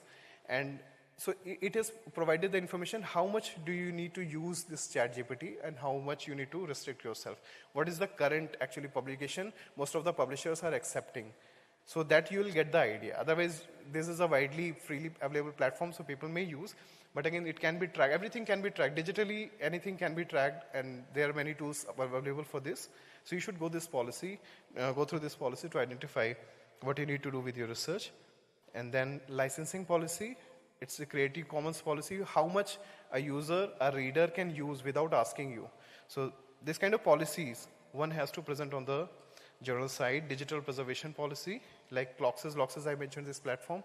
And I would recommend you all ask your publisher to provide this Loxes and different platforms to your content so that it can be deeply digitally preserved, even if that server or anything, any natural disaster may happen. And other policies which are relevant to the journals.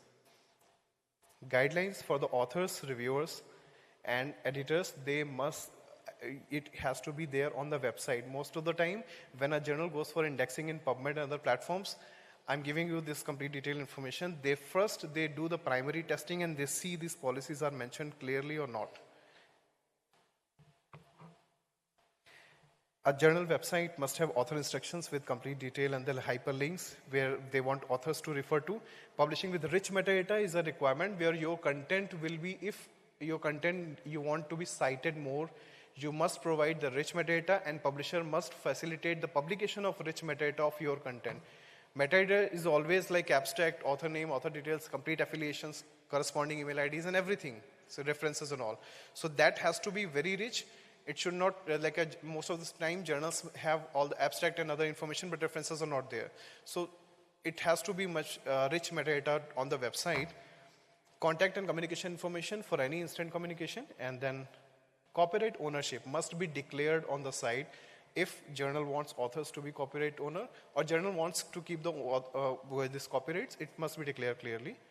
Now, what are the components of manuscript review system that I'll go through? A peer review selection. The journal will go single blind or double blind. It must be cleared in the review system. Review system must be compatible for these both. It is a backbone of a journal portal, a manuscript review system. Then all the plugins which are required for medical, non-medical journals, they must be activated in advance. So because plugins and APIs provide your content to different databases, so that is something important. Recorded reviews. So reviewer comments, when a reviewer reviews a content, he marks some comments, and most of the indexing bodies, they take the demo ID and password and they look at the comments, whether they are being recorded in double-blind system or not. So that's why manuscript review system is important. Because you can't share your email IDs when you get reviews through your email. You can't share that information, but a review system, one can verify.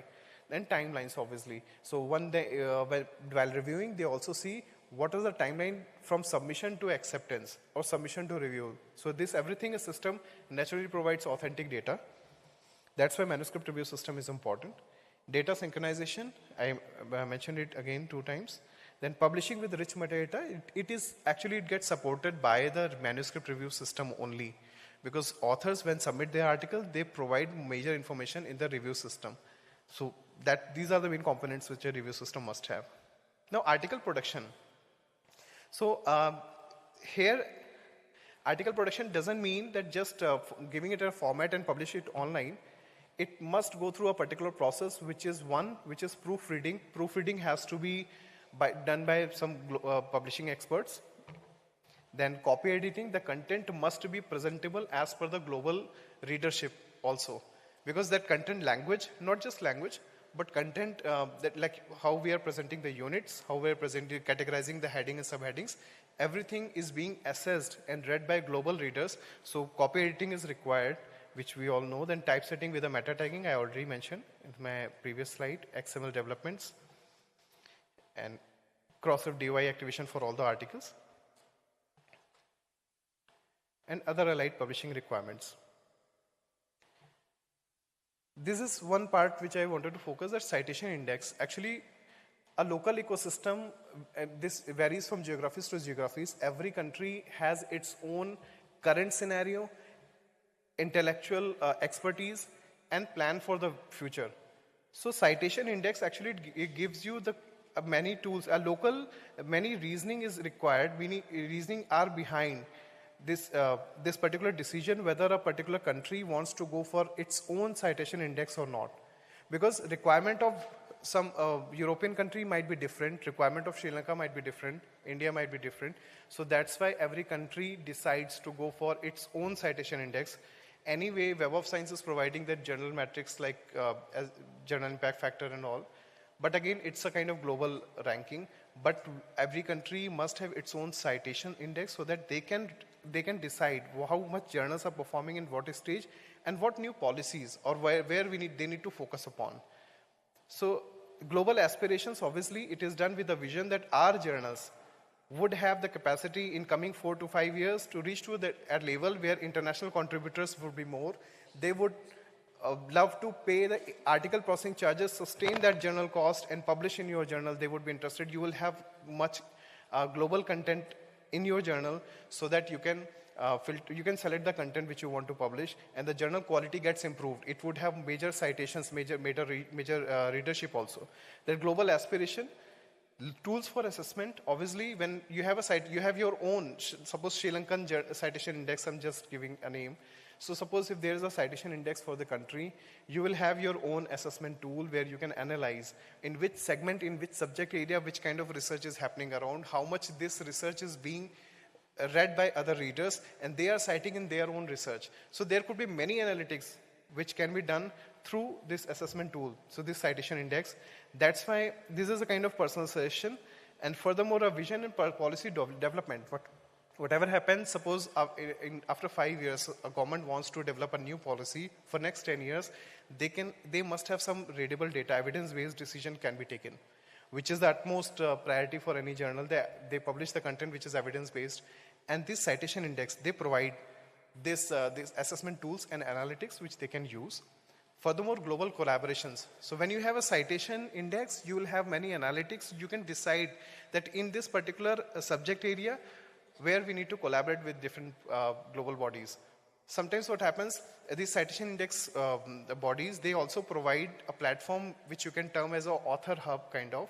And suppose I'm doing research on a particular electromagnetic initiative, I need some co-authors from 2-3 geographies to write a book upon with me.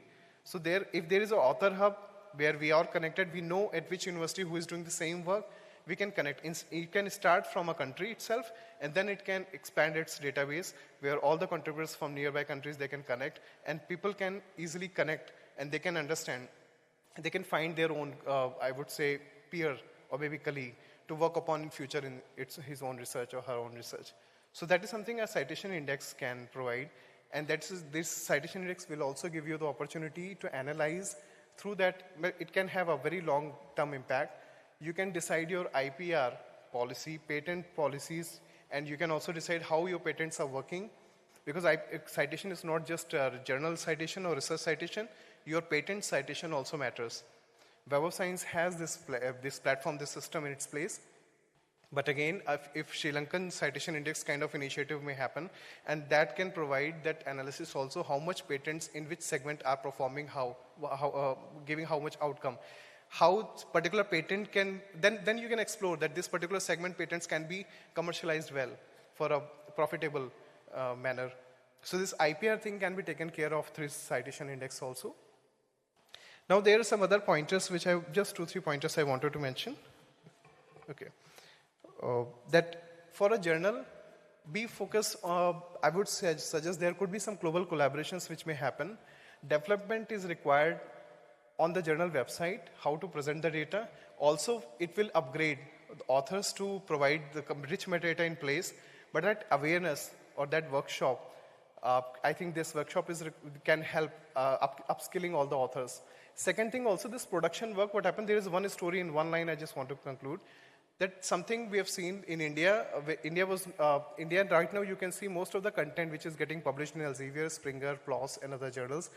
Their production work is being done through Singapore or in India. So there has been a long story to develop up to that level. But right now you can see most of around 80% of the content which is getting published worldwide is being exported to India for production work. And that requires some upskilling of a manpower. So that is something which can be replicated in different countries, nearby countries also, we're upskilling a complete, a huge mass about their production work, professional proofreading and copywriting. That can also save a huge amount of money, and that can attract provide various employment, attract huge amount of money from outside also. So that is a kind of a vision which, or maybe it's just an example, but there is a huge scope in academic publishing, which you can explore, and where we can contribute, or maybe we can find out what the best can be done in future. So I'll conclude my presentation with this. There were some pointers I wanted to explain about the journals, production, and web, which I've explained. And anything if you want to ask or you want to connect further, that is something we can look after. Thank you. Thanks for your time.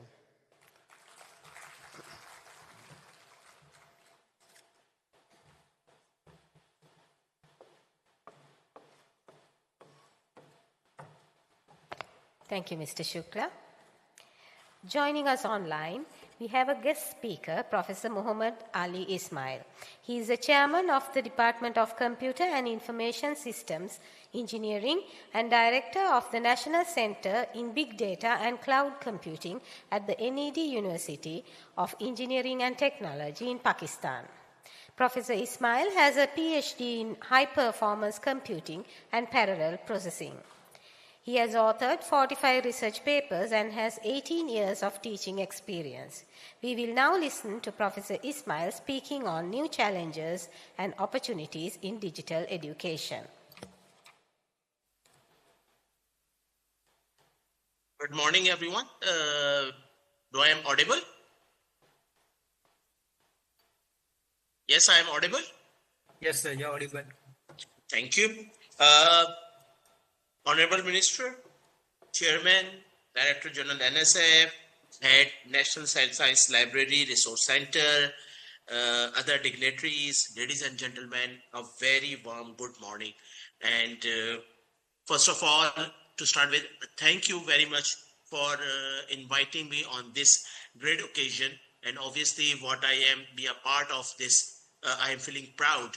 And what I have listened so far, obviously, I am very much optimistic that in just 2 or 3 years, not much more than that, the Sri Lanka will be one of the leading in the digital education. And obviously the potential what we have witnessed and the potential and obviously the efforts that are being made in order to get this the digital innovations and digital educations to promote in the Sri Lanka. So that obviously is awesome, and obviously it should be feel proud. Now, what simply about my university, I belong to my NED University. NED stands for Nadarshi Adolji Dinshaw University. It is one of the largest public university in the province of Sindh of Pakistan, and obviously we have a long history of more than 100 years, and I have been associated with this teaching and with the last 20 years. So obviously some of things I will be there for sharing, and as obviously as the last speaker, Mr. Ashwani Shankar said, that we are here to learn as well. We are just sharing our ideas, and obviously I will be feel proud to have something from out of you as well. So just sharing the ideas, what the technology things and what the difference we have witnessed so far, and what the next steps could be that actually help us in this to cope up in this digital education era. So let's start with the first thing that I would like, that what actually is all about for training, what actually we talk about, okay, why we are educating people, actually what is an ultimate objective. And for this, I would like to take support of the Maslow's hierarchy of need. This was first given by 1954. And what it said that actually we want to make a man, a person, a woman, personal complete package in all respect, that he or she can be a very, very useful part of the society. That is the ultimate objective of our education.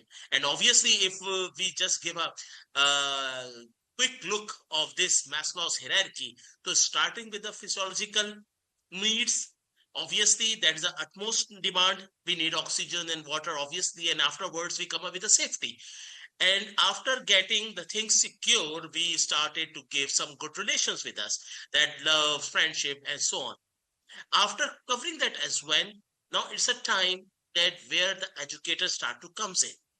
There's three things. The first three tiers, we can say it is just most related to the family. But however, as an educator, as higher education institutes or the secondary school or primary school, we come with this, started to target this upper two tiers. The first is a STEAM, that we started to make the student so much confident that they start thinking about himself or herself, what the potential he or she has. And obviously we have to make it, bring it to the front and making the most of it. Obviously, if someone is interested in engineering and someone is interested in medical and someone is interested in that domain, obviously we have to see accordingly. Then after getting this one, obviously some part of that we should also be covered by the family and with the educators, with the primary and secondary education. As the HEIs, what we have seen and what we have missed, what we have to focus on the self-actualization. What we teach and what we try to train our students for. Obviously, the creativity, the personality, the problem solving, the making them a professional and making them capable for dealing with the professional environment. That's actually what I'm about. So as a educator, we are focusing on this self-actualization, making the specters of the fact, and then how to deal with the real-time problems, how to cope up with the challenges of the new challenges that what we ever get in the real world. Now, that was first proposed in 1954. Now, this Maslow's hierarchy has been changed, and its second version is now being proposed. And what is that?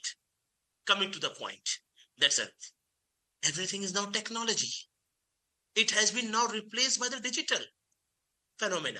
For example, now what I need Wi-Fi, the mobile phone and the laptops with me, internet connection.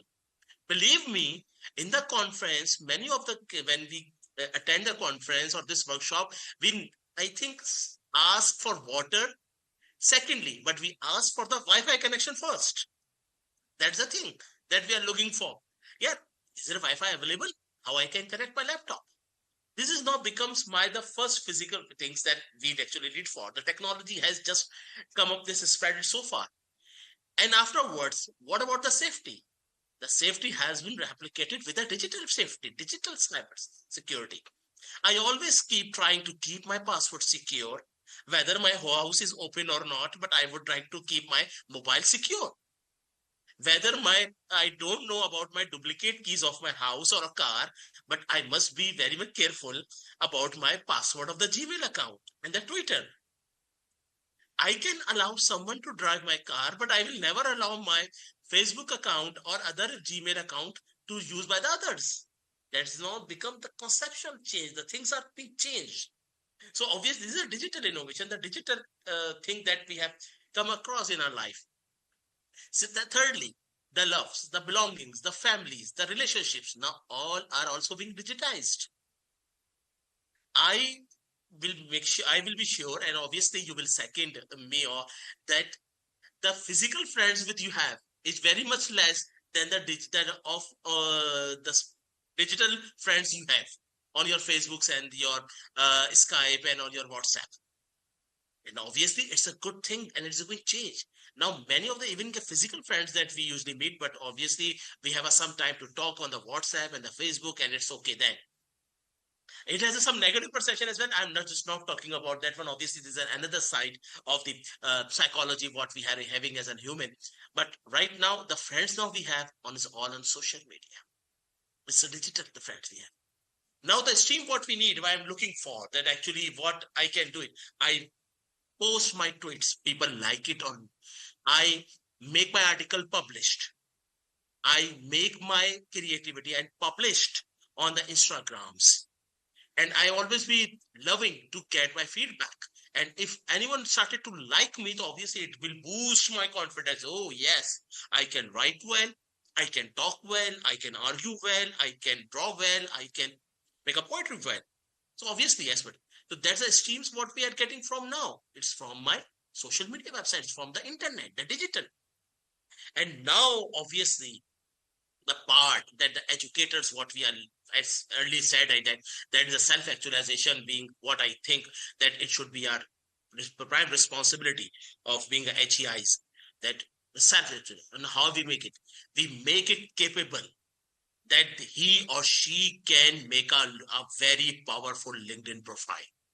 After getting this stream, after getting the final things, after getting all the stuff, all the potential furnished, what we started.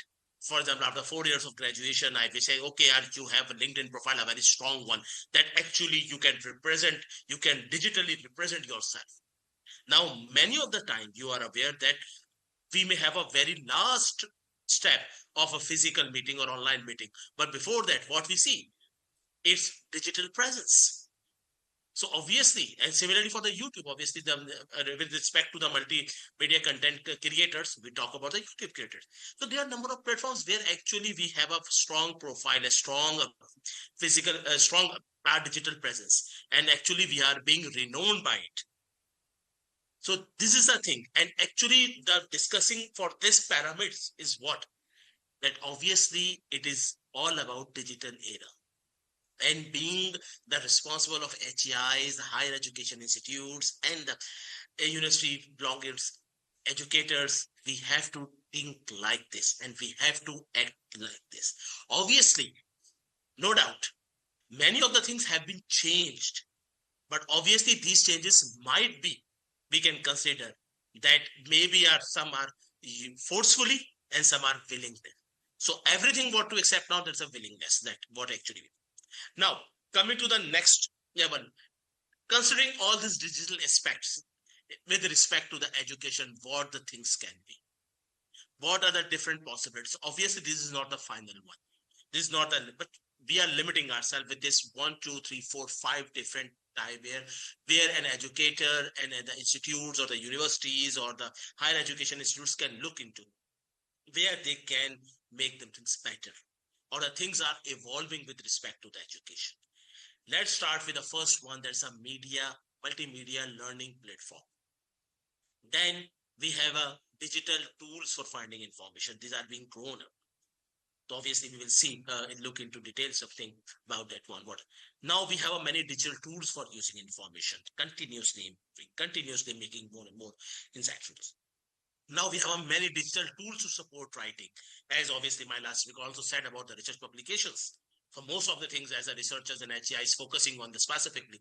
So obviously half part is all about training the students and half part is all about the research. So obviously is one of the major component how to support writing, and the digital tool for understanding the information as well. How to present the information in a good way, in a proper way. So highlighting the first part, the multimedia learning platform. Now we have a multimedia.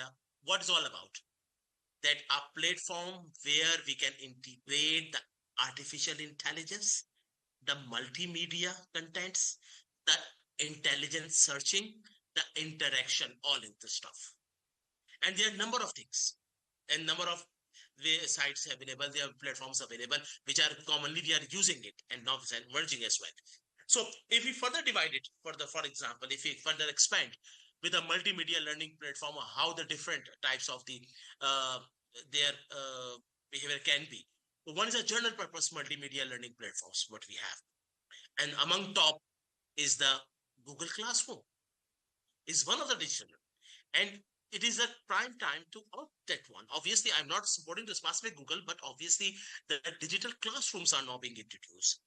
And most of the universities are now converting into that. After the pandemic, in my university, ND University of Engineering Technology, what we are doing, for every batch and for every section, we are having a Google Classroom. And every of the assignments are being fed, are being assessed, are being collected using the GCR. And now we have all records for it. So these are the things where we can. Other we have LMS as well. So obviously it is not necessary to use the Google, but to name that Google because of its popularity and its availability. Other LMS are being used, either proprietary or some license one, obviously, but it's a need to have. If any of the university is not, any of the education is not moving there, so obviously he has to move. It has to move. Now, further, in a multimedia learning platform, what with the other software we may have is interactive and gamified platforms. These are more toward not the GSAT, it's more like a chatting with have some interaction and some with the gaming concepts. That everything should be helpful in the, obviously not the engineering can be help can be explained in the form of the game, but there are many physical and chemical physics and chemistry rules that can be explained, or obviously especially in the terms of when you talk about the social humanities courses that can be taught using this interactive and gamified platforms. And we have a cohort, we have a Nearpod, we have a Edomodo social media smart platform. So this can all be used. And I have listed only top 3 or something like that, but obviously there are a long listing of that platforms are available. We have some specialized platforms as well, specifically designed for the digital courses, for digital contents. That for starting with the Coursera, Udemy. Anyone know about the Coursera? Anyone know about the Udemy, the Skillshare, the SlideShare? These are the specific. However, some of them differs in the features, but obviously they are very much now we are being used to of it. And we always ask the students to get enrolled in that one, and that can become aware of them as much as possible. Also, we have a collaborative platforms just to give a chit chat and to have a group discussions like Padlet, the Miro, the Flagbit. Obviously, we can share the ideas. We have some collaboration, discussion, group discussion, and so on. And obviously, the intensive learning platform as well, where we can have some immersive. Then we have some AI as well, more AI. And for out of that, I am just immersive. I am just extending my talk with the metaverse learning. Actually, the metaverse learning, the metaverse platform is all about where actual augmented reality and virtual reality comes in, and the artificial intelligence, all documents and all the such platforms I'm talking about under the multimedia learning platforms can be placed easily. So coming to, obviously leveraging metaverse features for education, like it will be an immersive environments. It will be an interactive tools. It will be a personalized learning. Where we have something features of it, what the AI and what we can do in the metaverse environment. I would like to show with the help of a video here this pure metaverse environment, this pure metaverse classroom is developed in the center of National Center of Big Data and Cloud Computing, under which I am looking for. This is my research team work which we have done. And what is all about? You simply you will observe in a short video that there are 2 classrooms. One is a Chinese classroom and one is the Turkish classroom. And similarly, a Sri Lankan classroom can be added. What the idea is that in our university, for our undergraduate, it is one of the non-credit but essential course that he or she has to teach one foreign language. So we offer Chinese, we offer Turkish, we offer Arabic, we offer German, we offer other language stuff as well. So what we need here, the idea was that if we can create a metaverse class, or we can create a class where a student can learn Chinese language or a Turkish language or a German language or Arabic language in a metaverse environment. This was the first project. And now, alhamdulillah, this has been completed. And now we are using it for our student learning. So the next is the video where you can see the avatars or a person going into the system and how he or she can feel like the scenario.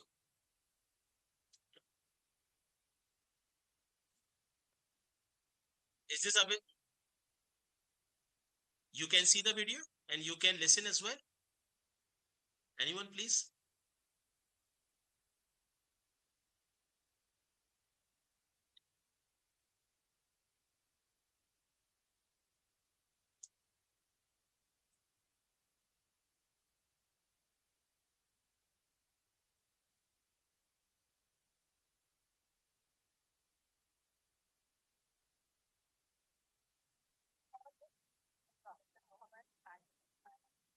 the chairman of the Department of Computer and Information Systems Engineering and director of...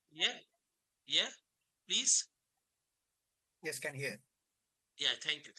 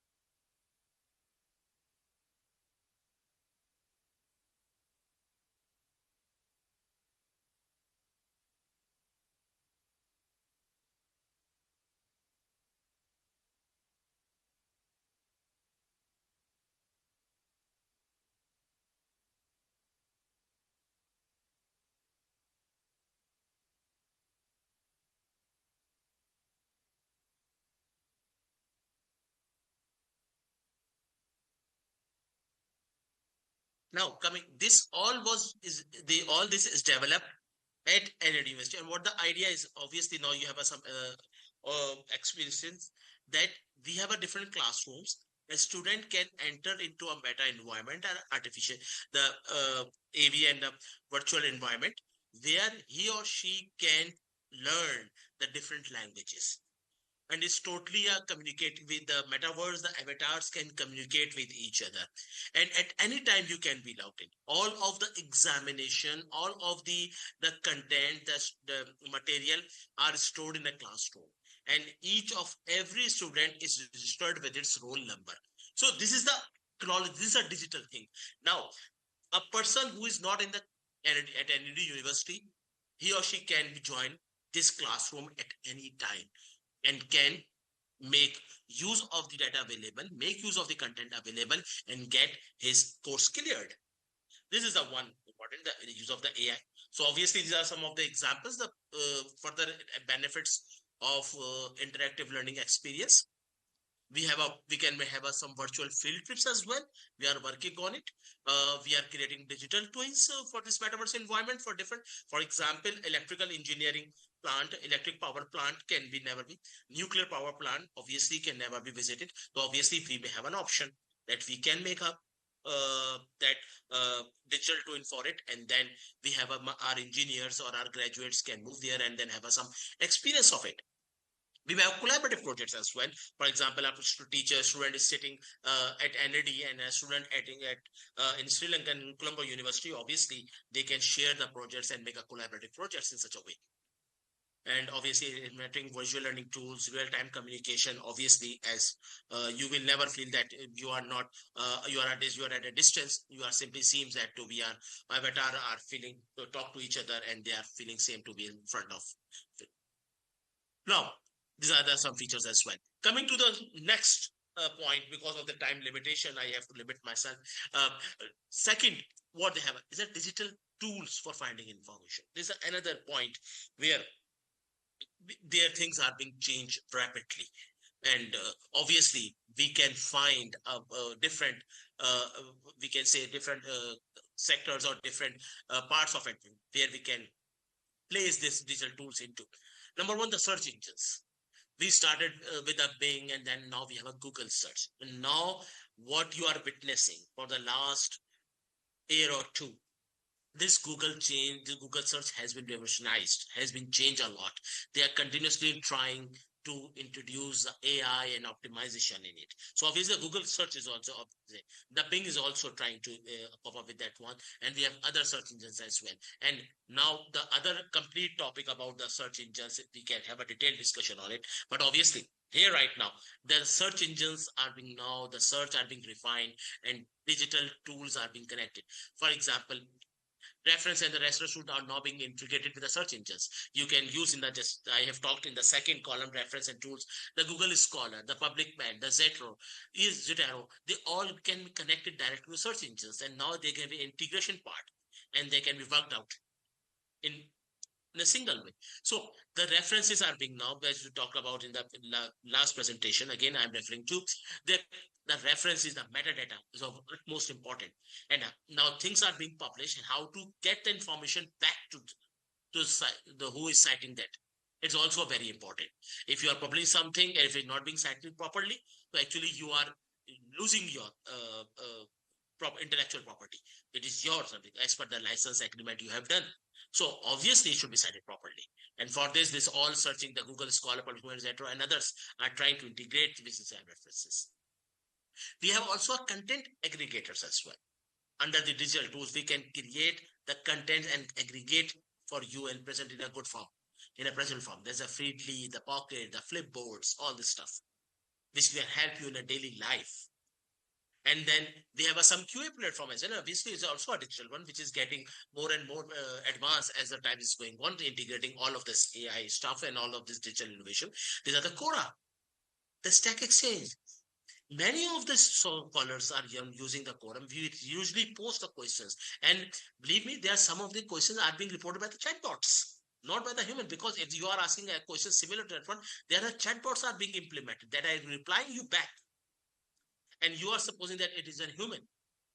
So obviously it's a big thing. So obviously if it's the problem that will never be solved is the first time, that may be answered by someone. But if you are asking many repetitive questions, so obviously this can be replied by any LLMs. Now, afterwards, then obviously these are the things that we being considered for a long time and being advanced with respect to the digital innovation. Now we have an artificial intelligence tools coming to it. And that is the ChatGPT. And that's broad AI. And actually the LLMs, the large learning models, the LLMs. What are they doing? So they are actually trying get the whole data that has been feedback that have been on the website available, on the web available. They are compiling it for you and making and reporting you only the specific answer to you. And again, with respect to this one OpenChatGPT, I would like to extend my talk on this area, because this is one of the very major or considerable issue regarding the use of the ChatGPT in the modern education. Some of the universities are really trying that, be thinking about that, okay, this is having a negative impact on the research. On the other hand, there is another school of thought that says, okay, we can ask the student to use the ChatGPT, but in a limited way. But for what? Obviously, this is a big discussion and big point and policies that we need with respect to. Obviously, we can't stop the innovation in the ChatGPT. We can't stop in the LLMs. Obviously, I consider it is same as that of the Google's comes in 2010 and before that 2008. When, if you remember, when you were browsing and before the Google, what we are using for Netflix and other search engines, and the Google's came in, and the Google started to present the information in a very rightly way. And I remember that at that time, the students started to use Google to make their reports. And being educators, we were very much afraid, yeah, what are you doing? You are losing your intellect power, or you are just copying paste. But after some time, we are become addict of all of that. And we have learned to deal with this technology change. Similarly, what the next revolution we are in the time now is this LLMs, large language models. And what we are discussing is that either it is a good or not. Obviously, it is good or bad. It's the same thing, different story. But we have to opt it. We can't resist the change. Now, it's being educators. It is our responsibility to check it, to have a check, and to stop and to make us some rules and regulations that how we can minimize the use of the proper use of the, or we can say the illegitimate use of the ChatGPT in the platform. For example, the most of the things that have been very much careful, we have to careful is about the research publications. I have witnessed myself that I have come across the review of many of the papers, which are being, most of the part are being generated with the ChatGPT. And obviously 5 to 7 months back, when I was again there was new to network, we were different to distinguish. Okay, it is being written by either the machine or a human. Now, with a single glance or single look, a person can identify that this is the machine generated content or it's a human generated content. So the thing is that being an educator, being a part of the education institutes or HEIs, we have to create ourselves. We have to train ourselves. This is the time. Obviously, a teacher is always we can say, is always be a student. So we have to keep track of all these incoming things, and we should welcome of this emerging era of chatbots. And however, we can go some policies like it cannot be used in the examination or in tests, in other stuff as well. But for the assignments and for the other stuff in the daily life, we can't stop it. So this is the one of the big thing that we are facing right now in case of the tools as well. Now, what are other challenges we have in this digital era that we're in? The first one I can say is one of the important is a digital divide. Keeping this digital tech innovations are being here, and obviously we can't change, we can, and we don't have to resist as well, and we have to opt it positively. But obviously, obviously digital divide is present here in most of the countries, in most of the infrastructure. Some of them require highly good infrastructure and some lacks there. Now, for this digital, we really require the cloud computing platforms, and most of the institutes don't have this such an infrastructure of a cloud computing, the high performance computing. So there it is. Obviously, even the basic need of internet is not available at all places equally. Somewhere with a little strength and somewhere in a higher strength. Obviously, we have to see and we have to feel. But in certain time, this digital divide may overcome. But as far as there's not involved, because there's not just our responsibility, we have to involve the government and other sectors to overcome this digital divide. So right now, what we say, it exists here is one of the biggest challenge in the digital education. But we hope, and as the technology is going, that it should be maybe covered in some near futures. Another challenge that we have to look into is the maintaining student engagements. And obviously, it is my personal experience, it is my colleagues' experience, and obviously it will your experience as well. Whenever the person is not in physical there, there always be a lack of engagements. The students start to communicate with each other, and they have some roaming around and some taking it easily. Obviously, not all the one, but some. Similarly, what I can say, I am presenting here in the conference online. Obviously, if I am there in the physically, they have been outrightly a different impact. I will be learning a lot from you guys, but here not just making the things broadcasting and making a discussion, presenting my content. Obviously, this is something my engagements with you is little much as not as the physical. So this is a limitation, and how we can this for that we are going towards the metaverse, adding the augmented reality and virtual reality, trying to cope up with this student engagement problem. Quality control is also one of the issue, is one of the challenge that we have to look into. Obviously, what we are saying, what we have delivering, though it is being recorded, but obviously after being recorded, we can say we are analyzing it or not?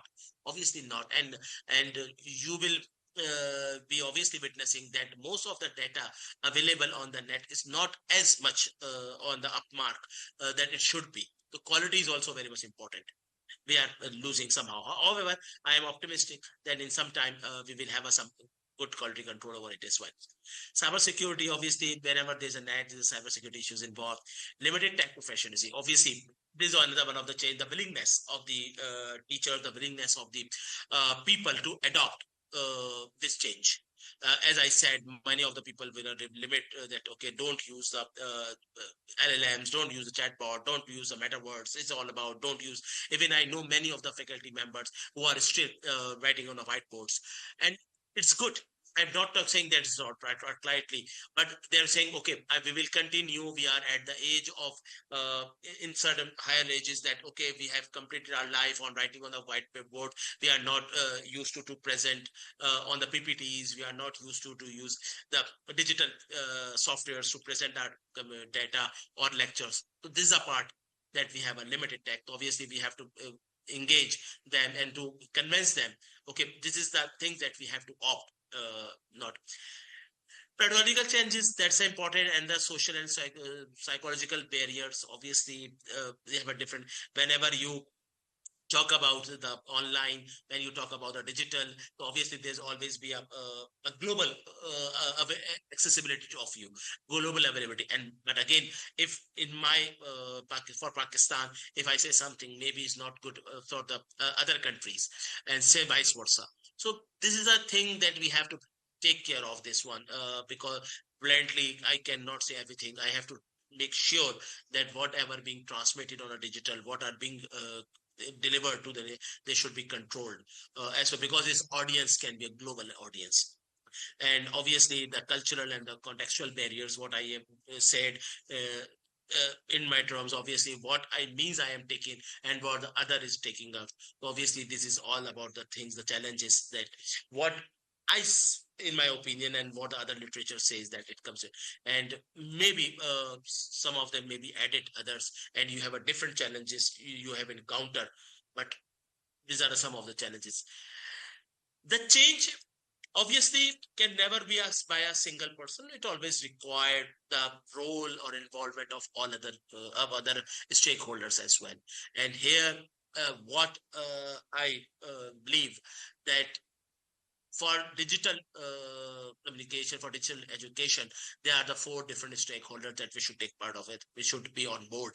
Otherwise, if any one of the pillar misses, so the things cannot be the KPIs cannot be achieved as we are accepting. First of all, the role of the educator, I have said multiple times, and being an educator, I feel myself that is my prime job, that I must mentally prepared, I must get realization of it, and I must accept it, that it's a time. I have to change myself. I have to change for instructor to now, from instructor, I have to become a facilitator, that I have to create this digital data content for my students. I have to learn the use of it. I have learned to make available all the stuffs available. I cannot say as a teacher, this Wi-Fi is not available. I can't say as an educator that this I cannot use the PPTs. I cannot use the digital media. I cannot use the other from the chat GPTs. No. I have to accept it, and I have to make myself trained as well. This is and obviously for this one, the higher authorities have to, the universities officials has to train the educator. It is not my personal efforts are aside, but obviously being a head of department and head of the institution, we should also train our other teachers as well. So these are role of educators we have to look into. The government policy, the second pillar is that obviously policy to promote digital education, the pillars we need, the digital libraries we are talking about. The government should make great participation, make a good contribution for their promotion, and to make favorable policies, and should make the favorable environment that the things can be trained. There's obviously another things that the government should do about the digital divide I talked about. It is a government responsibility that the digital division, if there is any of that, should make it available all ground. And obviously, all the things cannot be done alone by the government. We need the corporate involvement as well. It's a public-private partnership. There's a private should come into, and obviously what I have witnessed and what we also have witnessed that in the last 10, after the pandemic especially, the digital education industry has grown a lot. People started a lot. There are number of the companies have been emerged, and now they have become a giants. The Google Classroom, I talk simply, but one never talked about it.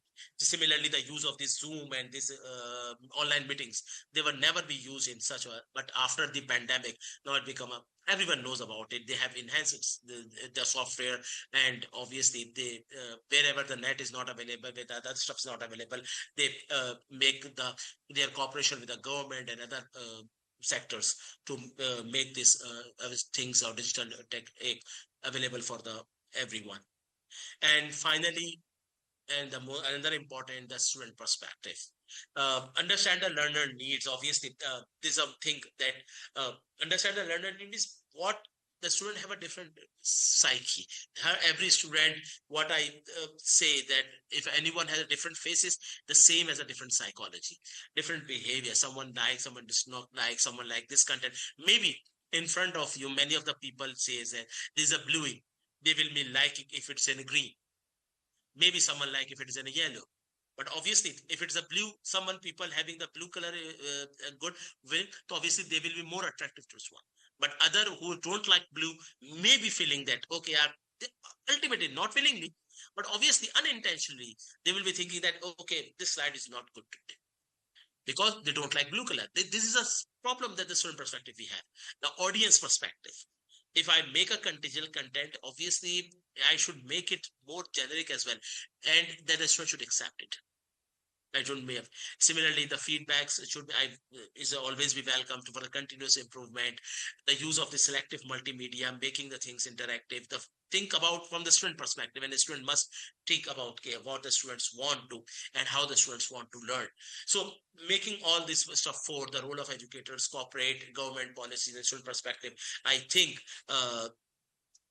in any country or in any region, we may have a good the digital environment, education environment.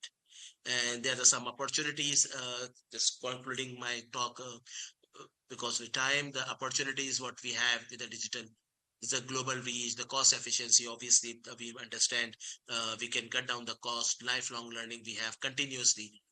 Even I cannot attend the physically classes, but I always be seeking the presentations on the digital contents, downloading and learning. But it's a lifelong, it does not stop with the age.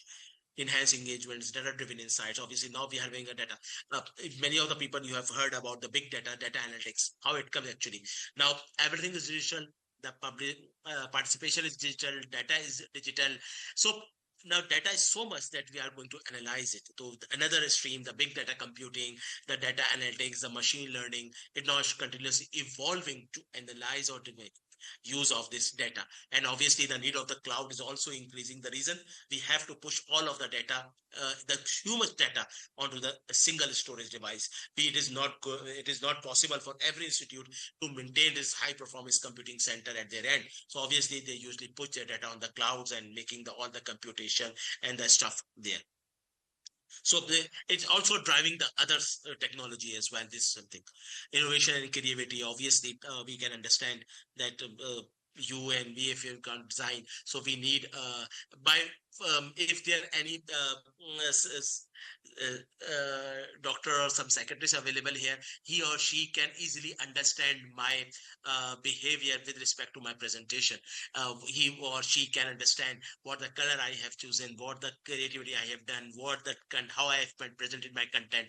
So most of the people can realize that which type of the personality I may be. So that is a thing, the innovation, creativity, my representation there. Cross-cultural exchange and efficiency of educator. Cross-cultural, I said that we are just training and teaching the Chinese, the German, and the Turkish language in a AI environment. So it's all cross-cultural exchange, and obviously the pandemic resilience. Finally, on the conclusion, what we have to get, the overcoming challenges to unlock the potential. The potential is obviously, and we cannot change this system. We cannot resist this change. Obviously, we have to take this welcoming. And obviously the challenges associated that we should overcome it. We can't say that this is not this is impossible and we should get rid of it. No, we should opt it and we should try to cope up the challenges. Embracing technology for transforming learning, make more and more learning, more and more technology awareness and more technology incorporated within the educational and other digital education tools and the stuff we have. We make some more and more projects for that one. And obviously collaboration among the stakeholders are key. I myself alone as a educator, or I myself as a government, or I myself as a third party, or myself as a student cannot do anything else. All the force we have to be combined. We have to be on a platform. I was listening one of the talk early morning that we should create a groups as well. So this was the right thing, and that group should also contain all the group stakeholders, all the force from the government, from the third party, from the education sides, and from the student perspective as well, that make the things digital innovation in a good real practice. And with this, I would like to thank you all for patient listening. And if you have any question, so please welcome. I'm most welcome.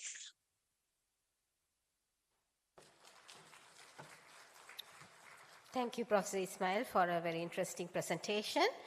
Ladies and gentlemen, we will move on to the next presentation, which will be on raising awareness and visibility of Sri Lankan journals. The speaker is Dr. B.J.C. Pereira, a specialist consultant pediatrician and an honorary senior fellow of the Postgraduate Institute of Medicine, University of Colombo. He is a well-known medical teacher and researcher of repute with over 140 publications. He is currently the joint editor of the Sri Lanka Journal of Child Health and section editor of the Ceylon Medical Journal. I am pleased to invite Dr. B.J.C. Pereira to make his presentation.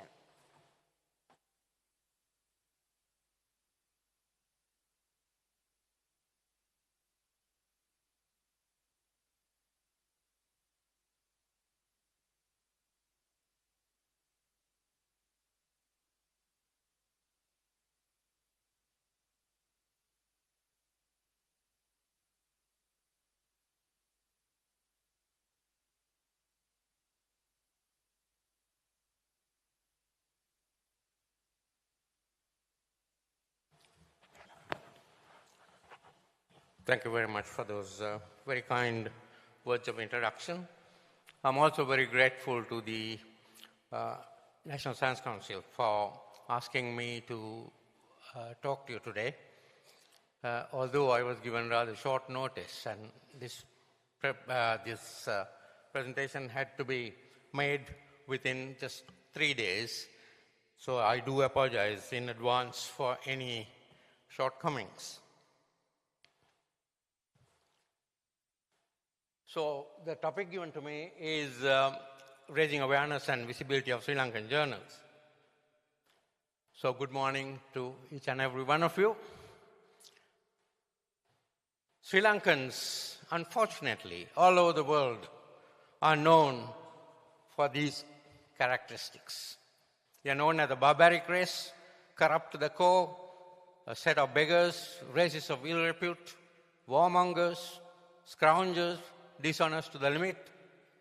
And as Yul Brynner said in that iconic film, The King and I, the King of Siam, etc., etc., etc., the list goes on. Not very often are we spoken of as a smiling race. We are polite, helpful, intelligent population with a high literacy rate and a great health service, and perhaps a few other etceteras. I think you're very familiar with this scenario. We are known the world over for our scenery more than anything else. So this is our beautiful Sri Lanka. But what I would like to emphasize on you is that in addition to our being known for this kind of thing that I would definitely like this country to be known for its quality research and elegant publications.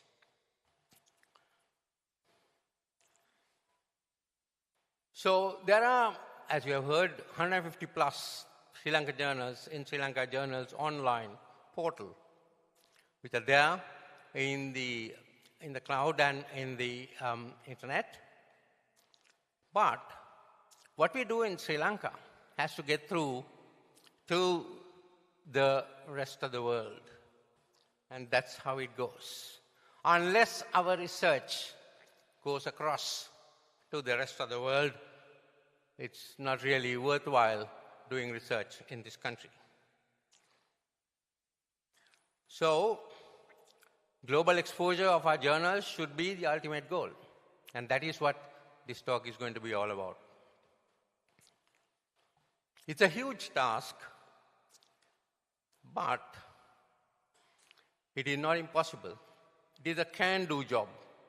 And like Nike says, just do it. Sri Lankan research and journals. What is the importance of Sri Lankan research? It's unique in highlighting regional research.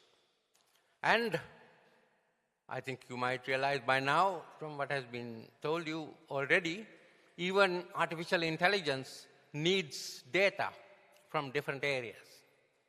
So if our data does not get into the internet and through to the digital world, that there will be biases on even the artificial intelligence programs.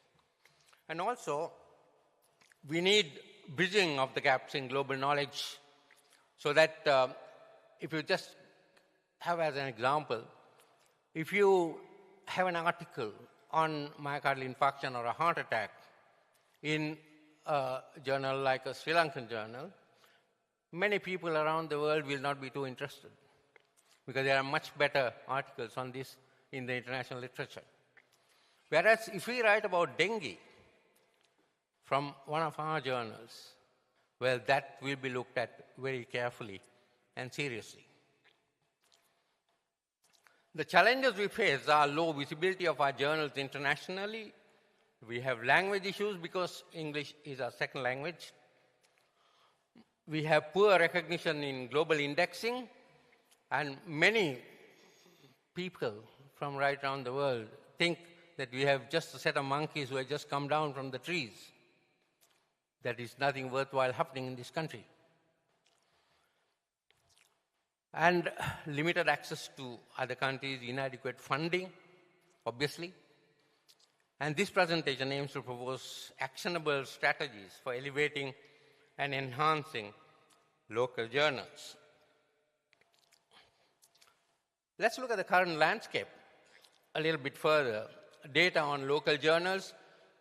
There are only very few impactful local journals which really give material that is of interest to the rest of the world, unfortunately, at the moment. And inadequate contribution to science, policy, and society is known through our journals. So really, we have to improve the quality of our journals to get them recognized the world over. And the barriers to visibility are infrequent inclusion in global databases. That is very important to get into those databases for us to be more visible. And language and accessibility issues. Many papers are rejected by the top journals because of our problems with language. And author bias in preferring to submit, our local authors, preferring to submit to more reputed and high-impact international journals for obvious reasons, because then their material would get through more to globally, and also that they would be given more recognition for publishing in a very impactful international journal. So the strategies for enhancing awareness. Improve the scientific quality of journals. You already heard a lot about what needs to be done. We need always to have a robust peer review process. This peer review is a magic word, and that is the one that is going to be used to judge your work that you publish. And compliance with ethical publication practices, like the Committee on Publication Ethics, you already heard about it, their guidelines, and we need to follow them. Collaboration with international experts for editorial excellence. Now, this needs to be done. We can't be like frogs in a well in this country. We need to seek assistance, and it is available from very many areas of the world.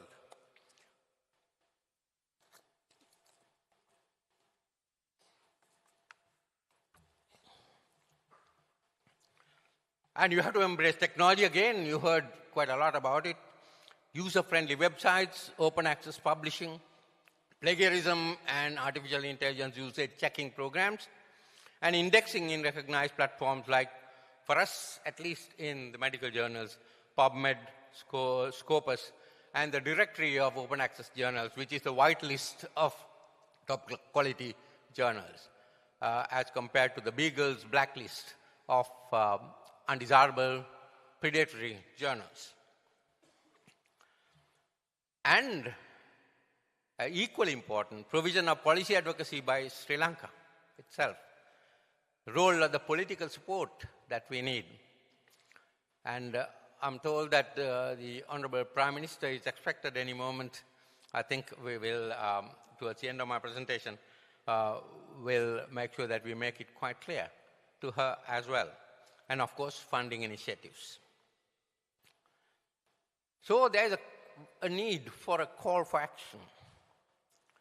So for journal stakeholders, invest in technology and quality improvement, build partnerships and promote inclusivity.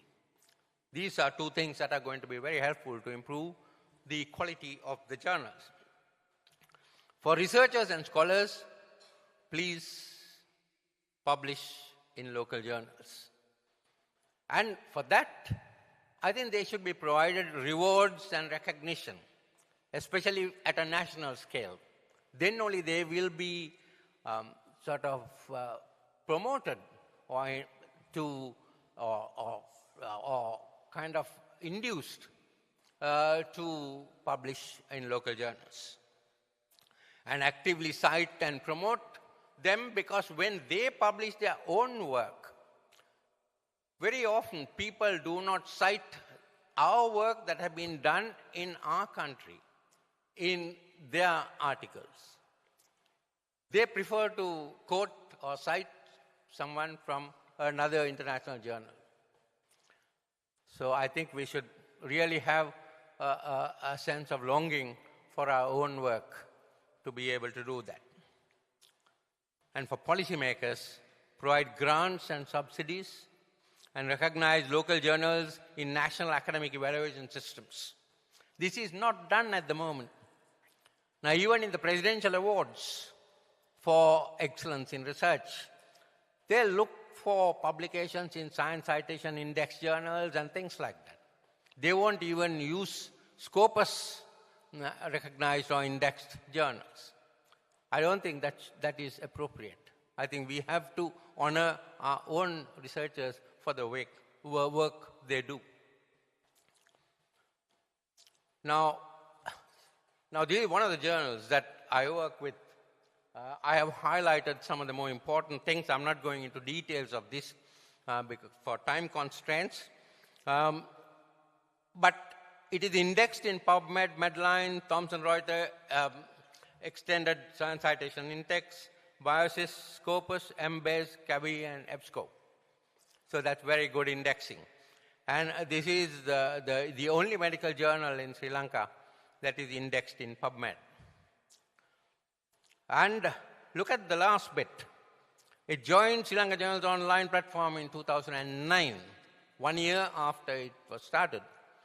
And it has a rejection rate of 74%. It had a rejection rate of 74% in 2022. Now, this is the journal in which I'm very intimately involved, Sri Lanka Journal of Child Health. Here also, I have highlighted some of the more important things about this. But one thing is I want to stress, it's a fully open access journal and no submission charges, no processing charges, and no publication charges. All the expenses are handled by the Sri Lanka College of Pediatricians, the academic organization whose official publication it is. And it is archived. It had a rejection rate of 81% in 2022 and 74% in 2023 because the number of articles came down in 2023 due to the COVID epidemic.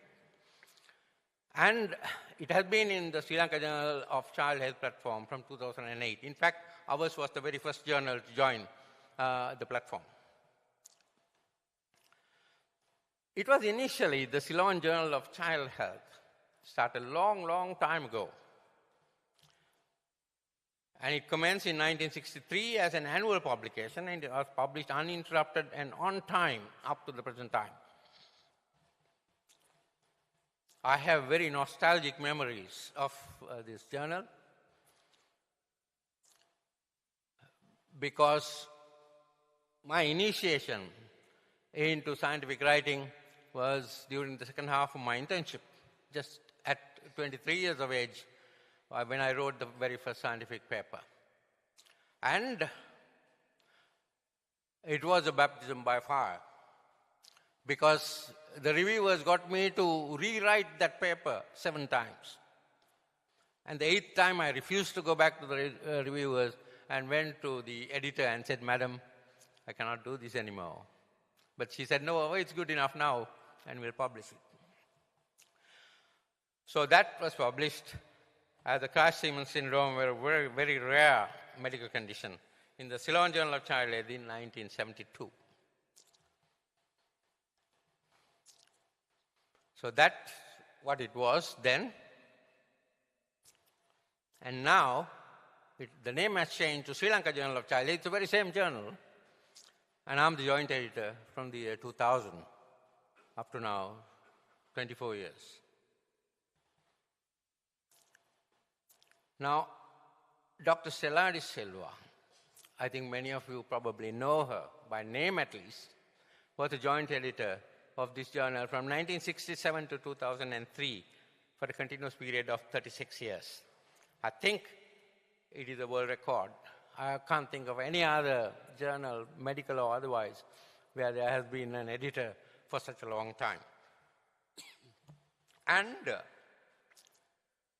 when I was appointed as the joint editor in the year 2000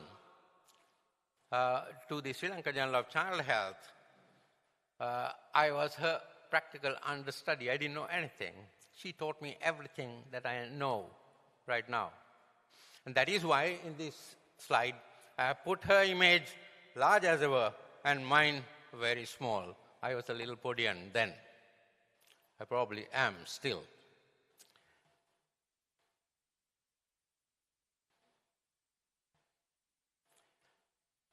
And one other thing we did was, I told her, "Madam, rather than annual publication, can we make it a quarterly journal?" She said, "If you are willing to get sufficient numbers of papers, by all means, we would love to do that." So it was very tough going from that time onwards. It was particularly difficult to get sufficient numbers of articles. For 4 issues per year, we needed to get 4 times the number of articles, especially original articles. So what happened was we hardly rejected any articles. We managed to resurrect most of those articles. And Dr. Stella de Silva and I even rewrote articles for the authors. Beggars cannot be choosers. We had a job to do. And we had just 2 or 3 original articles in each issue of the journal at the start. The very first quarterly issue in March 2000 had only 2 original articles. However, we published all the issues of the journal on time every single time and never ever fell behind.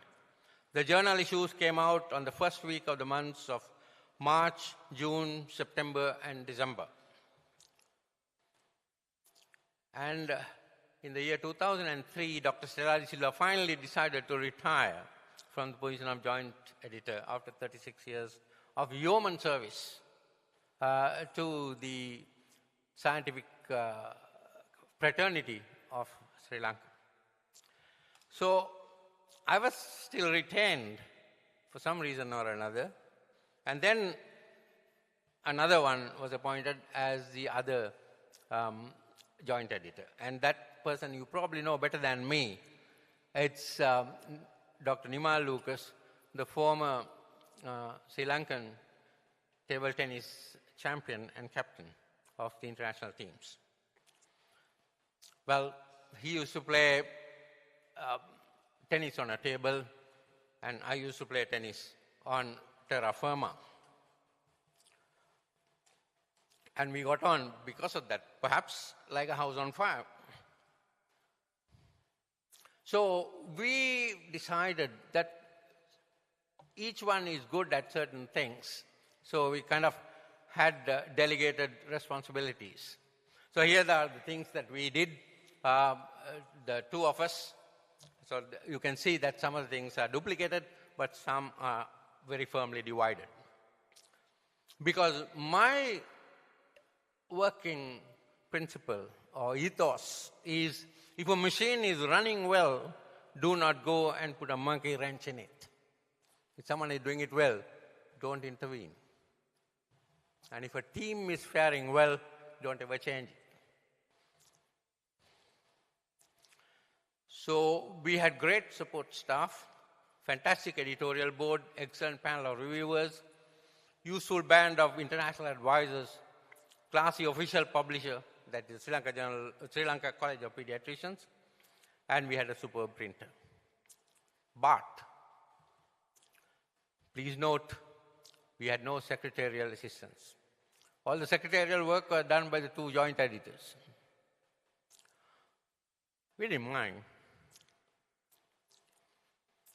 And now in each issue, this is the situation now, we have an editorial, a maximum of 20 original articles per issue, maximum, and a maximum of 6 case reports, maximum of 3 picture stories, assorted review articles, leading articles, current practice, personal view, miscellanea, correspondence, and a novel thing that we did for the very first time in the world, a 3-minute article for parents. So the last bit, the last article in each issue has got significance, and it was tailor-made in non-medical terminology most of the time for parents. And then getting into the internet. I initially tried that in the year 2005. It did not work.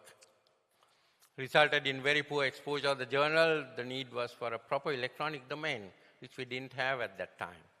It was a part of the website of our college.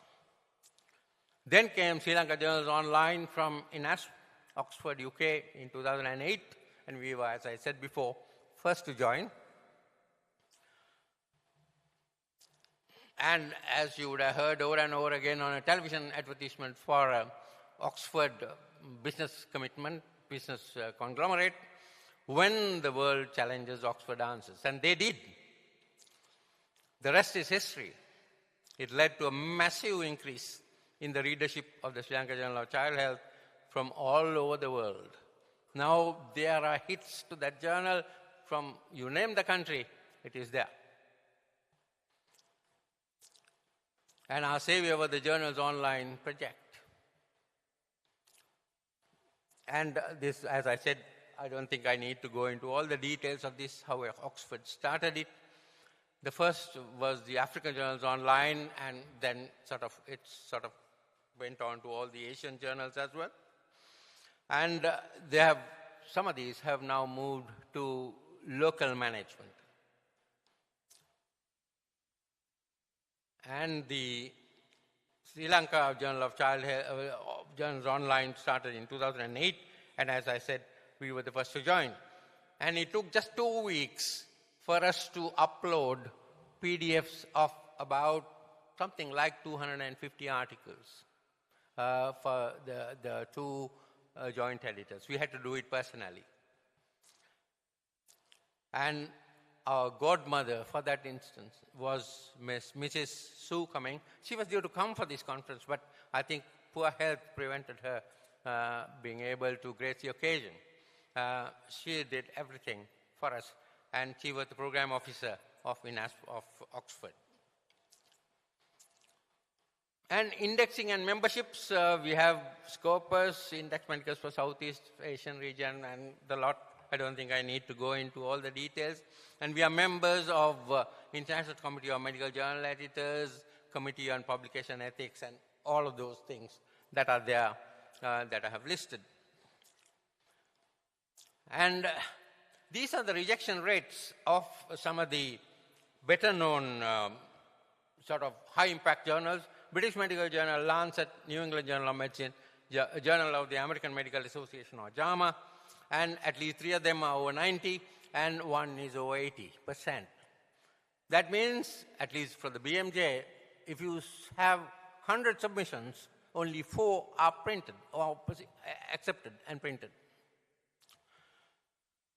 Well, the Ceylon Medical Journal has a rejection rate of 74%, and Sri Lanka Journal of Child Health in 2022 had 81.4. We're not doing too badly, actually, because the higher you raise the bar of quality, higher would be your rejection rate. The Sri Lanka Journal of Child Health has managed to do practically the impossible, as I hope you have noted from very humble beginnings that we started with. This is the most recent issue, which was published yesterday. And that's a screenshot from that,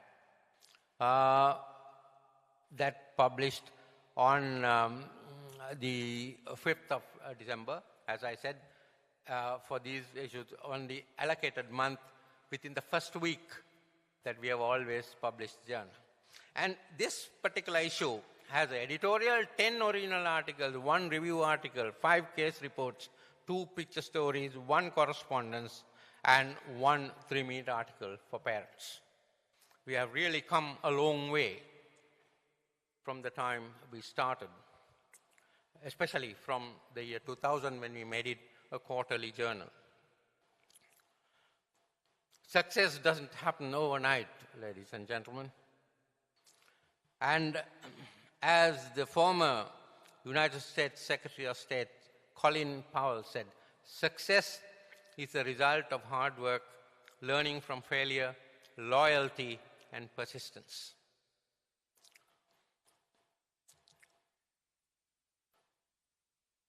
So we have 150 Sri Lankan journals now in our Sri Lanka Journals online portal. And as I said, that we would depend on the quality of this material that is produced in Sri Lanka to gain global recognition. Even if you go digital, if the quality is not good, you are really not going to achieve your final objective.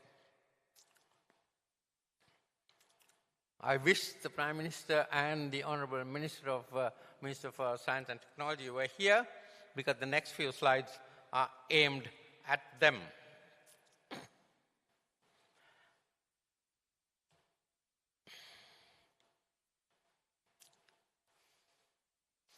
They would have liked this slide, actually, if both of them were there. For the very first time that I can remember, and that's true to say from the time we gained independence, we have 2 people at the helm who have been great researchers in their own right and who know the tremendous value of research. Look at their qualifications, right? Their research degrees. And I was going to apologize to Professor Abesena because I wanted to, his image, I wanted to match the smile with that of the Prime Minister, and this is the best one I could get from the internet.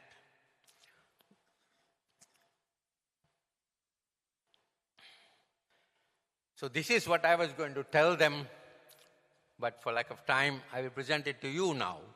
A very humble plea to Madam Prime Minister and the Honorable Minister of Science and Technology. The plea is, the National Science Foundation has now taken over the running of the Sri Lanka Journal online portal. Now, I must confess that the NSF has got hardly anything, if not nothing, about what I'm going to say next. I'm not under any compulsion whatsoever. This is on my own that I'm saying this. They need approximately Sri Lanka rupees 6 to 7 million annually to keep Sri Lanka Journals Online afloat up and running. The last government withdrew all funding for NSF projects and requested the NSF to generate the needed funds. And I'm right in thinking, because I'm in that committee that who went into all these changes at NSF. The NSF was actually thinking of asking the journals to pay for that. But very few of the 150 plus journals would be able to pay, as many of them, their parent organizations, are not for profit initiatives. They just would not have that kind of money. And I know for sure that even our college would find it a little bit difficult. They'll find the money somehow because they realize the value of research, but it would be difficult. And that would mean that quite a few of these journals will have to get out of the Sri Lanka Journals Online. So, this is what is going to happen if you cross off the second line in the heading of this slide. That is, in Sri Lanka Journals Online portal. You cross that off. And then, what will happen is all these will get crossed off as well. Our research will not reach global prominence. Is that what we want? Is that what the political scenario wants? And the top-rung people in politics today of this current administration have gone on record as saying how much they would bend over backwards for research and development of a research culture in this country. Because if that happens, Sri Lankan research would remain like frogs in a well. We will not be known anywhere else. So I was going to make this plea to the Honorable Madam Prime Minister and our Minister, do everything possible to find the money and save the SLJOL portal.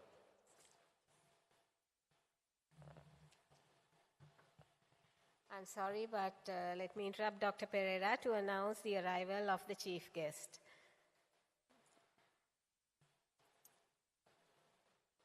I think I can go back on some of my slides again. No, she's there. Do you think I should do that? Okay.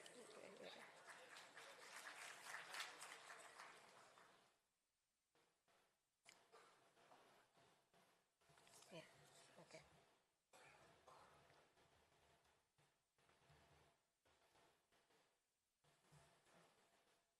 Ladies and gentlemen, please join me in extending a warm welcome to the Honorable Prime Minister of the Democratic Socialist Republic of Sri Lanka, Dr. Harini Amarasuriya, to the NSF Digital Library Conference 2024. The Honorable Prime Minister's presence today amidst a busy schedule underscores the importance of this event. And now I would like to invite the Chairman of National Science Foundation, Professor Saman Senavira, to welcome the chief guest.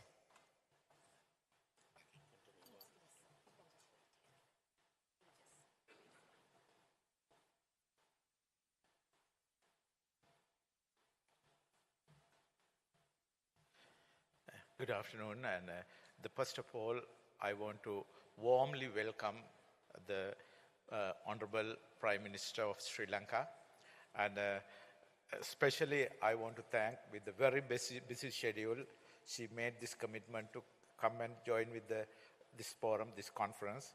And I don't want to take a lot of time. And I would like to invite the Honorable Prime Minister to address this podium. Thank you. Sorry, Professor. Yeah. So, excuse me. So, the Professor Pereira will finish the lecture, and after that, you take over. Yeah.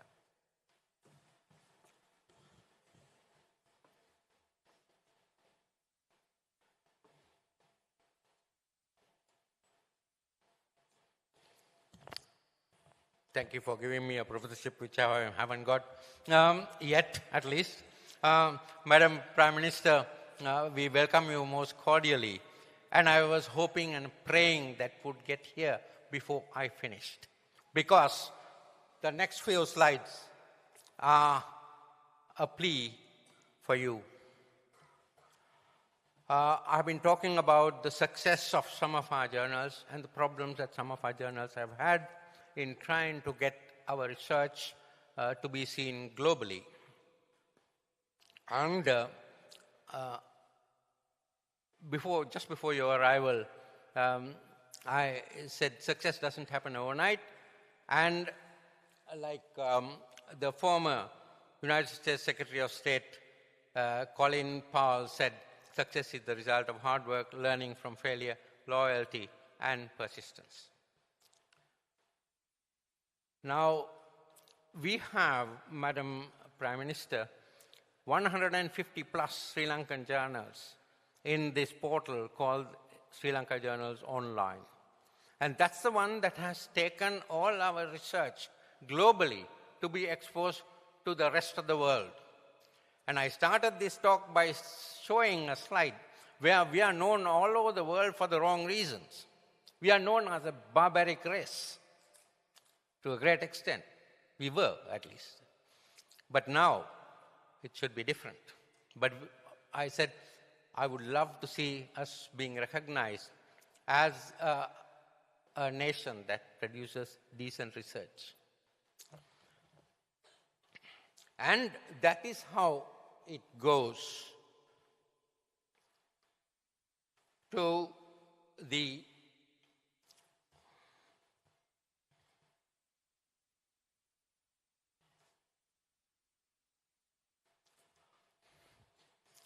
I told the audience, Madam, that you would like this slide. Because for the very first time, from the time I think that we can remember and from the time we gained independence, we have two people at the helm who have been great researchers in their own right and who know the tremendous value of research.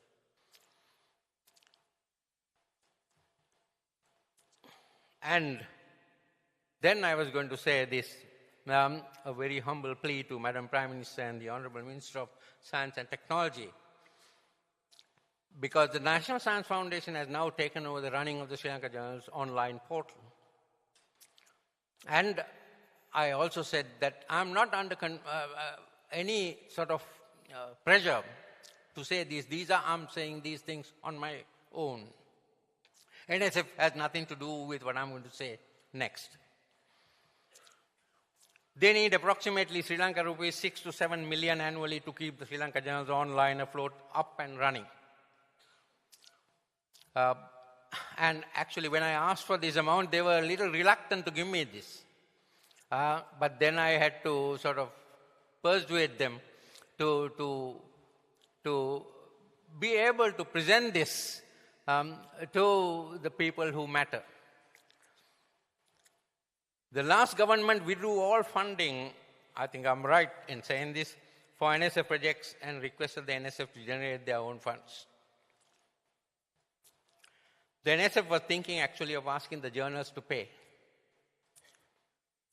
Very few of the 150 plus journals would be able to pay, as many of their parent organizations are not-for-profit initiatives. They would have to, in that case, get out of the Sri Lanka Journals online. And as I said, this is the way our research reaches globally.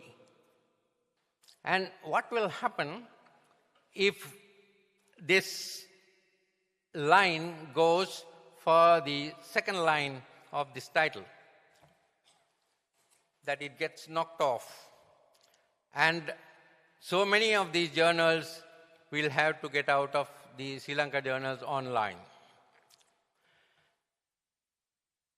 The inevitable result would be that our research will not reach the global environment.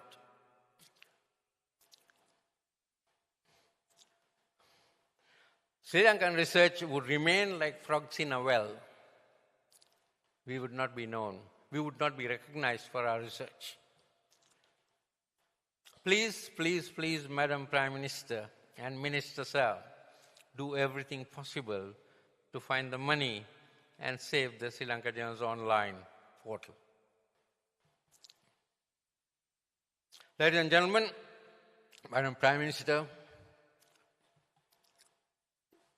now it is time for me to take my leave, and I put this slide up as a mark of respect for one of the greatest teachers that I have had, late Professor Carlo Fonseca. He never taught me physiology, but he taught me everything else. He taught me even how to speak. And once he used to come to my presentations, sit at the back, and quietly, very quietly, later on, take me to a side and say, these are the mistakes you made in your presentation. There were a lot. And then it improved. Once he came and said, PJC, up to your last slide, you did not make a single mistake. It was flawless. But in your last slide, you said, now it is time for me to take your leave rather than my leave. He said, you can never take somebody else's leave. You can only take your own leave. And that slide I have put is as a mark of respect for this great mentor that I had in Professor Carlo Fonseca. He called me son most of the time, and it was such an honor to be called son by such a great man. Ladies and gentlemen, for those of you who have fallen asleep, it is time to wake up now. As for the others, I would like to join this beautiful young lady and say, thank you so much for your company. And Madam Prime Minister, that includes you as well. Thank you very much.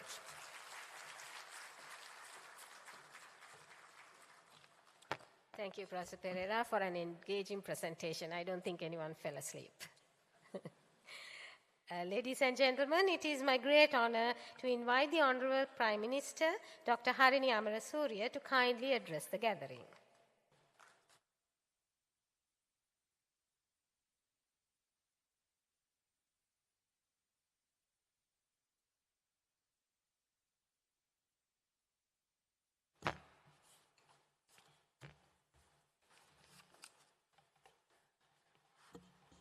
Thank you very much.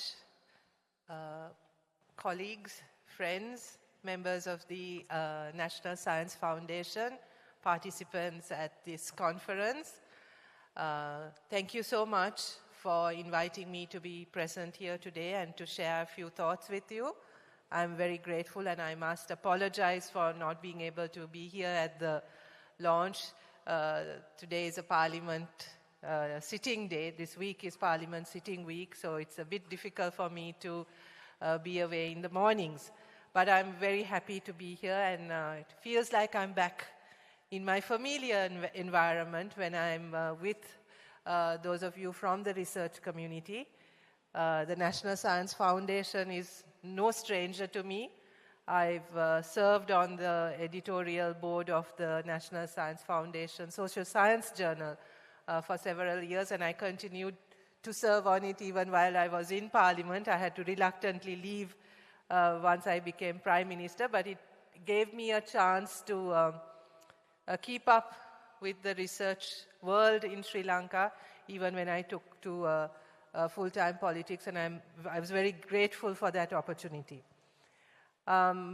Before I start speaking about the theme of today's conference and the objectives of today's conference, I just want to say a few words about the need for research and development in our country and our government's policy in this regard, especially after what was said earlier. We are very serious about investing in R&D because we think that investing in R&D is essential for the development path that we need to take.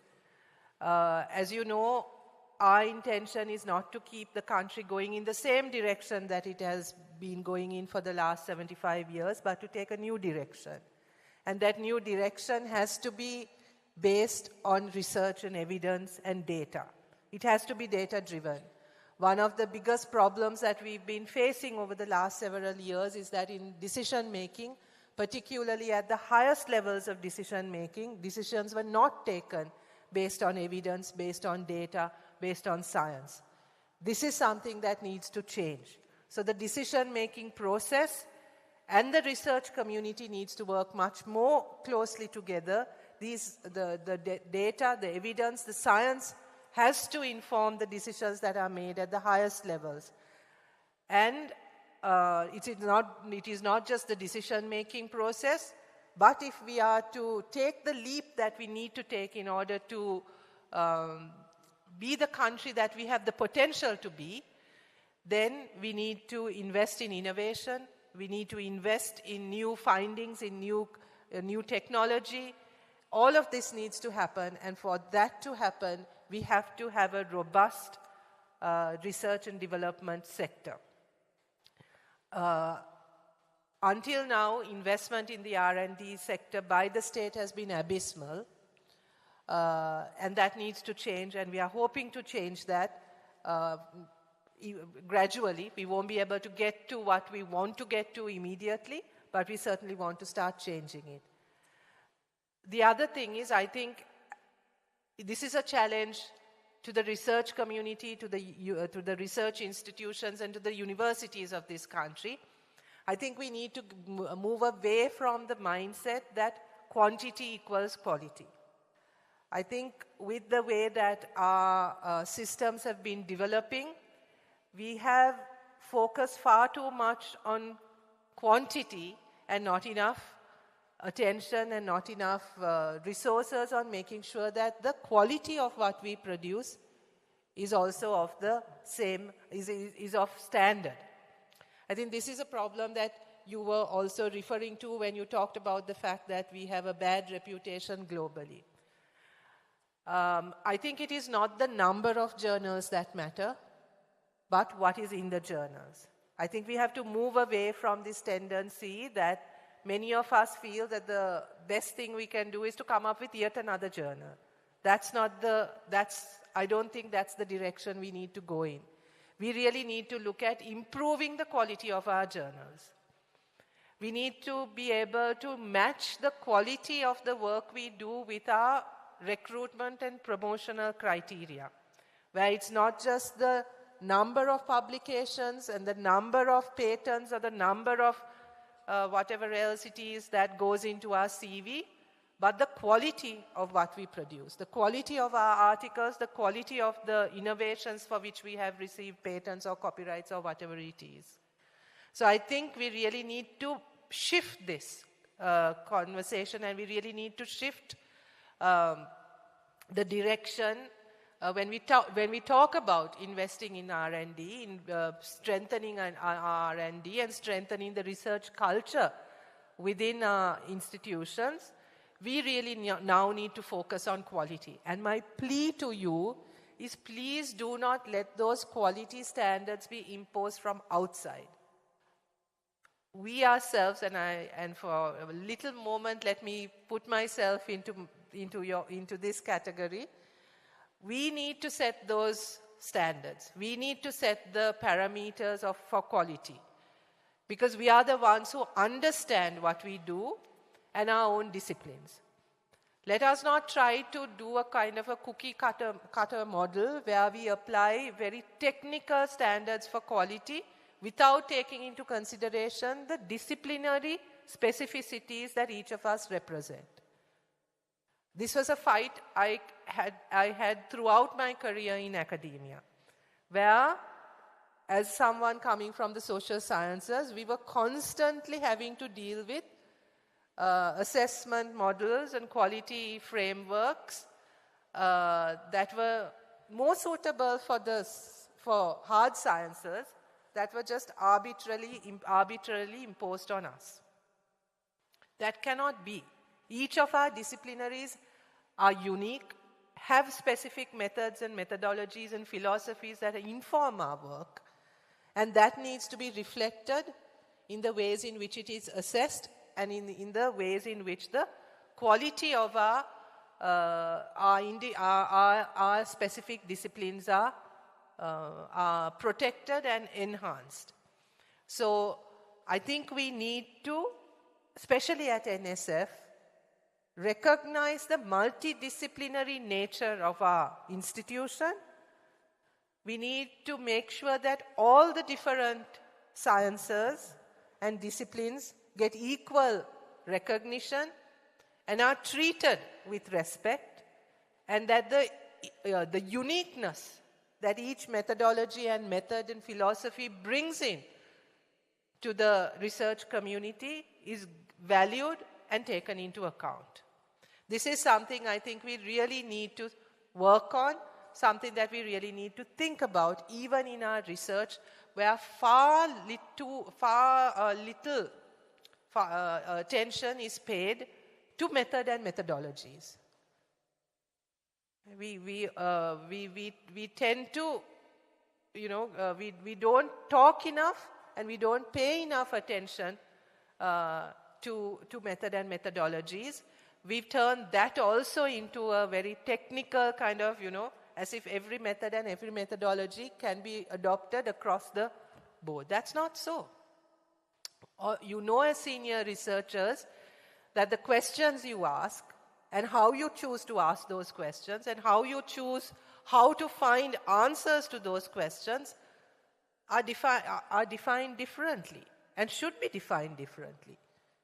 So just to say quantitative methods and qualitative methods are the two kind of choices before us, that's a very primitive way of looking at research, in my opinion, right?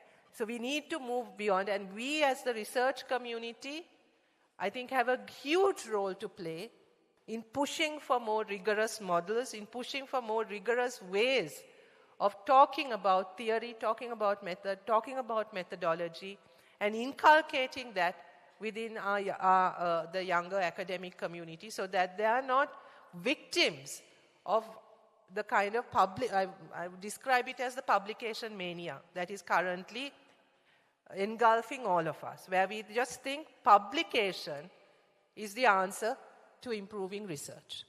That is not so, and it shouldn't be so. That is the reason why we also have the menace of predatory journals that we have to deal with, right? And predatory conferences, research conferences that keep coming up, where you can present where the quality is not what is important, but just the fact that you went there and you presented something. So I think my appeal to you is to please focus on improving quality, on becoming much more rigorous in the work that we do, and making sure that we are not left behind in the global conversations and the changes that are taking place with regard to these subjects, so that we are not any longer considered the poor cousins or the backward race in this conversation and in this global research community. Now let me get to the formal part of my speech. That was more response to what I heard earlier. It is an honor to address you today at the NSF Digital Library Conference 2024. This event stands as a testament to Sri Lanka's commitment to advancing digital learning, innovation, and the seamless integration of technology into our education and research sectors. As we gather here today, we are not just discussing technological advancements, but also exploring the very pathways that will lead Sri Lanka into a future of economic prosperity, educational excellence, and global competitiveness. Most importantly, as a government, we feel that we need to look at technology and how technology can help us bridge inequalities in accessing and sharing information. The theme of this conference, Digital Libraries and the Future of Research and Education, aligns with the government's broader vision of digital transformation in Sri Lanka. It reflects the critical role that digital tools and platforms play in making education more inclusive, accessible, and aligned with the global and national goals for development. The future of education and research in Sri Lanka is firmly anchored in the power of digital technologies. As we move forward, we must focus on creating innovative digital ecosystems that empower our academic and research institutions to thrive in this digital age. Education is the foundation of national progress. We firmly believe this, and this is why transformations within the education sector is a huge priority for us. And the digital era provides an unprecedented opportunity to ensure that no one is left behind. Again, an extremely important principle for how our government is organized, that no one is left behind. From school children to researchers, our efforts to integrate digital literacy into education reflect our commitment to empowering all citizens, irrespective of gender, socioeconomic status, language, or geographic location, to thrive in the digital economy. A critical component of Sri Lanka's digital transformation has been the invaluable contributions of the National Science Foundation. As a key player in advancing the digital infrastructure for research and higher education, the NSF has been instrumental in developing and maintaining digital information platforms that serve the academic and research communities.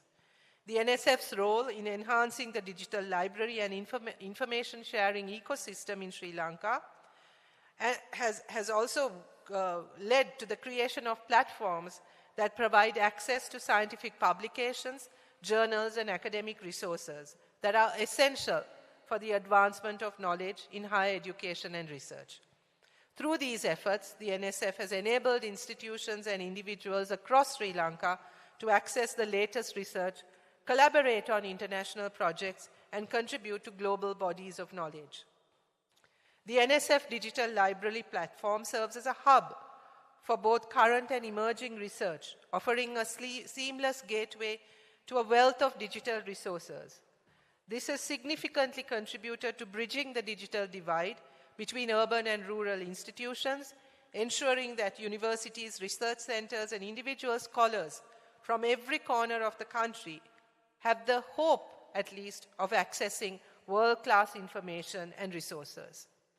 This digital infrastructure supports the government's commitment to building a knowledge-based economy. The collaboration between the NSF, universities, research institutions, and the private sector is helping to shape a digital research ecosystem that fosters innovation, facilitates international collaboration, and drives scientific discovery. We must also acknowledge the transformative power of digital libraries in enhancing research and development in Sri Lanka. Digital libraries are not merely repositories of knowledge, they are catalysts for innovation, fostering collaboration and enabling research to thrive in a digital-first world.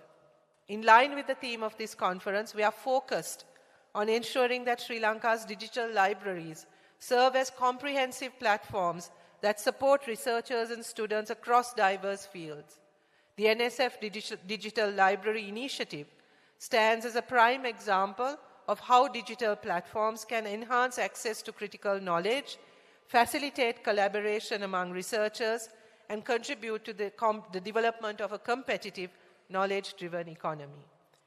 Digital libraries not only provide access to academic journals, books, and research papers, but also offer platforms for storing and sharing research data, for all publications and scholarly work. This has enabled our research community to publish their findings, share resources with global institutions, and participate in international projects. The Sri Lanka Journal online platform has become a hub for scholarly exchange, supporting the development of cutting-edge research in sectors like agriculture, engineering, technology, and healthcare. And I noticed we haven't said social science there, and I'm particularly worried about that. Furthermore, as we continue to strengthen these platforms, the goal is to increase the availability of local Sri Lankan research to the world. The Sri Lankan Journal online platform enables journals to be indexed and shared globally, promoting Sri Lanka's contributions to global research in various disciplines. We aim to ensure that digital platforms are not just tools for accessing knowledge, but also for creating and sharing knowledge within the world. The digital transformation of Sri Lanka's research and education sectors is not solely about providing access to information.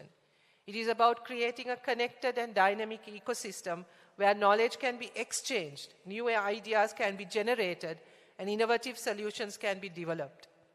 We recognize that in a world increasingly driven by data, research, and technological advancement, Sri Lanka must ensure that our academic institutions, research centers, and libraries are equipped with the infrastructure and support they need to thrive in the digital age.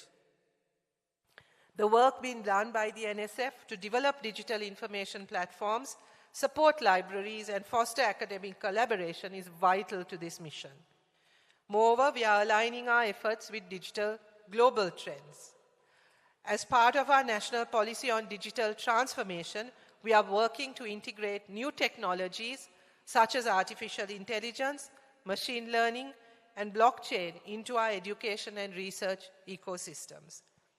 The aim is not only to modernize our infrastructure, but to create new opportunities for innovation, economic development, and global collaboration in fields like education, healthcare, and environmental sustainability.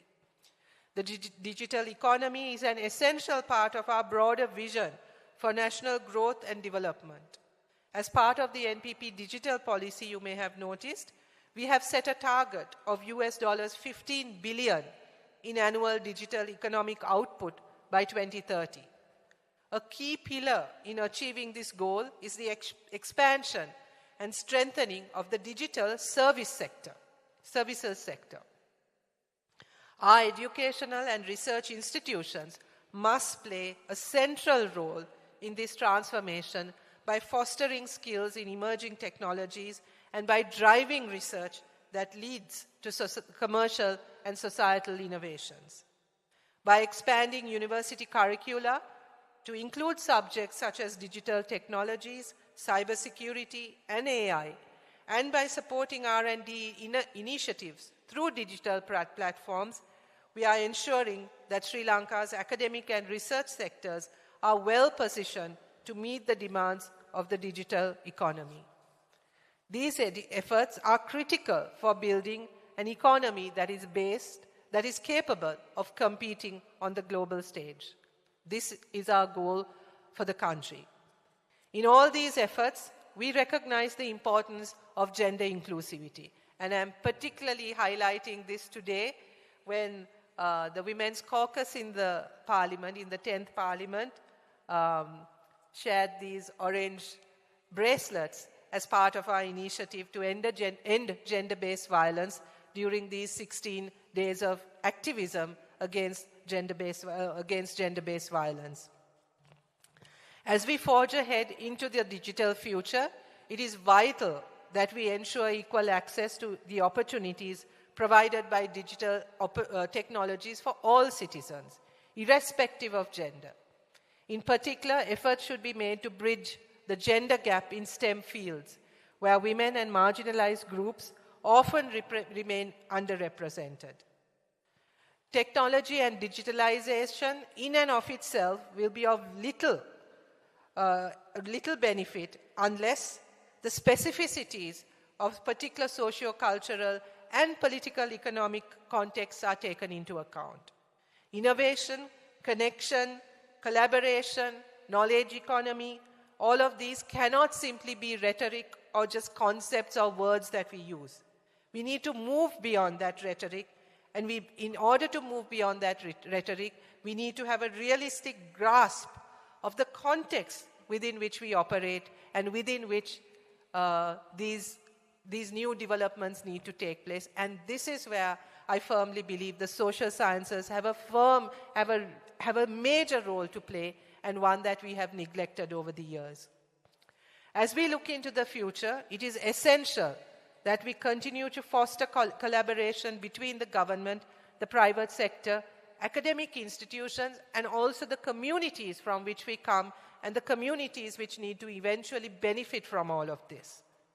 The NSF's work on developing digital platforms for education and research is a prime example of how we can work together to build a thriving digital ecosystem. Our digital libraries and research platforms will continue to serve as a foundation for knowledge creation and exchange, driving Sri Lanka's innovation agenda forward. At the same time, it is critical that our digital transformation efforts remain inclusive, ensuring that every citizen, regardless of their position or place in society, has access to the tools and resources needed to participate in the digital economy.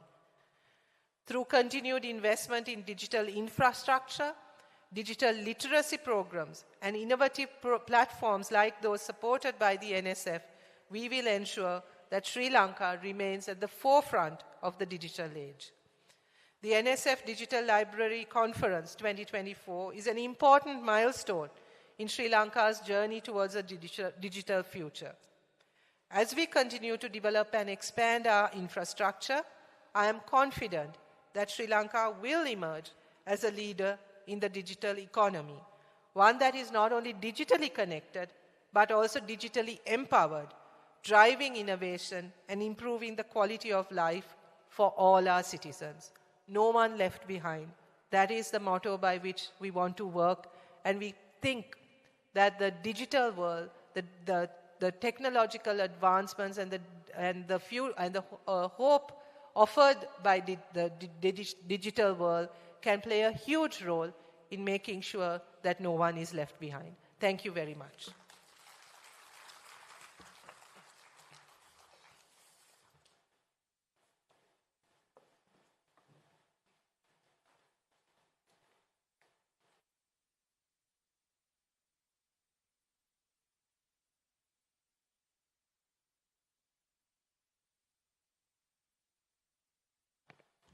Thank you, Madam Prime Minister, for an inspiring and thought-provoking speech. We believe that your vision and leadership will continue to guide us. We fully concur with the points that you made, and they will be considered in improving the research landscape of Sri Lanka. It has been an honor to have you here with us today. Ladies and gentlemen, moving on, we have now concluded the presentations for the morning session. Thank you all for your attention. We would like to invite you to join us for lunch. It will be a great opportunity to continue the conversations informally. Let us meet here at 1:45 for the afternoon session. Thank you.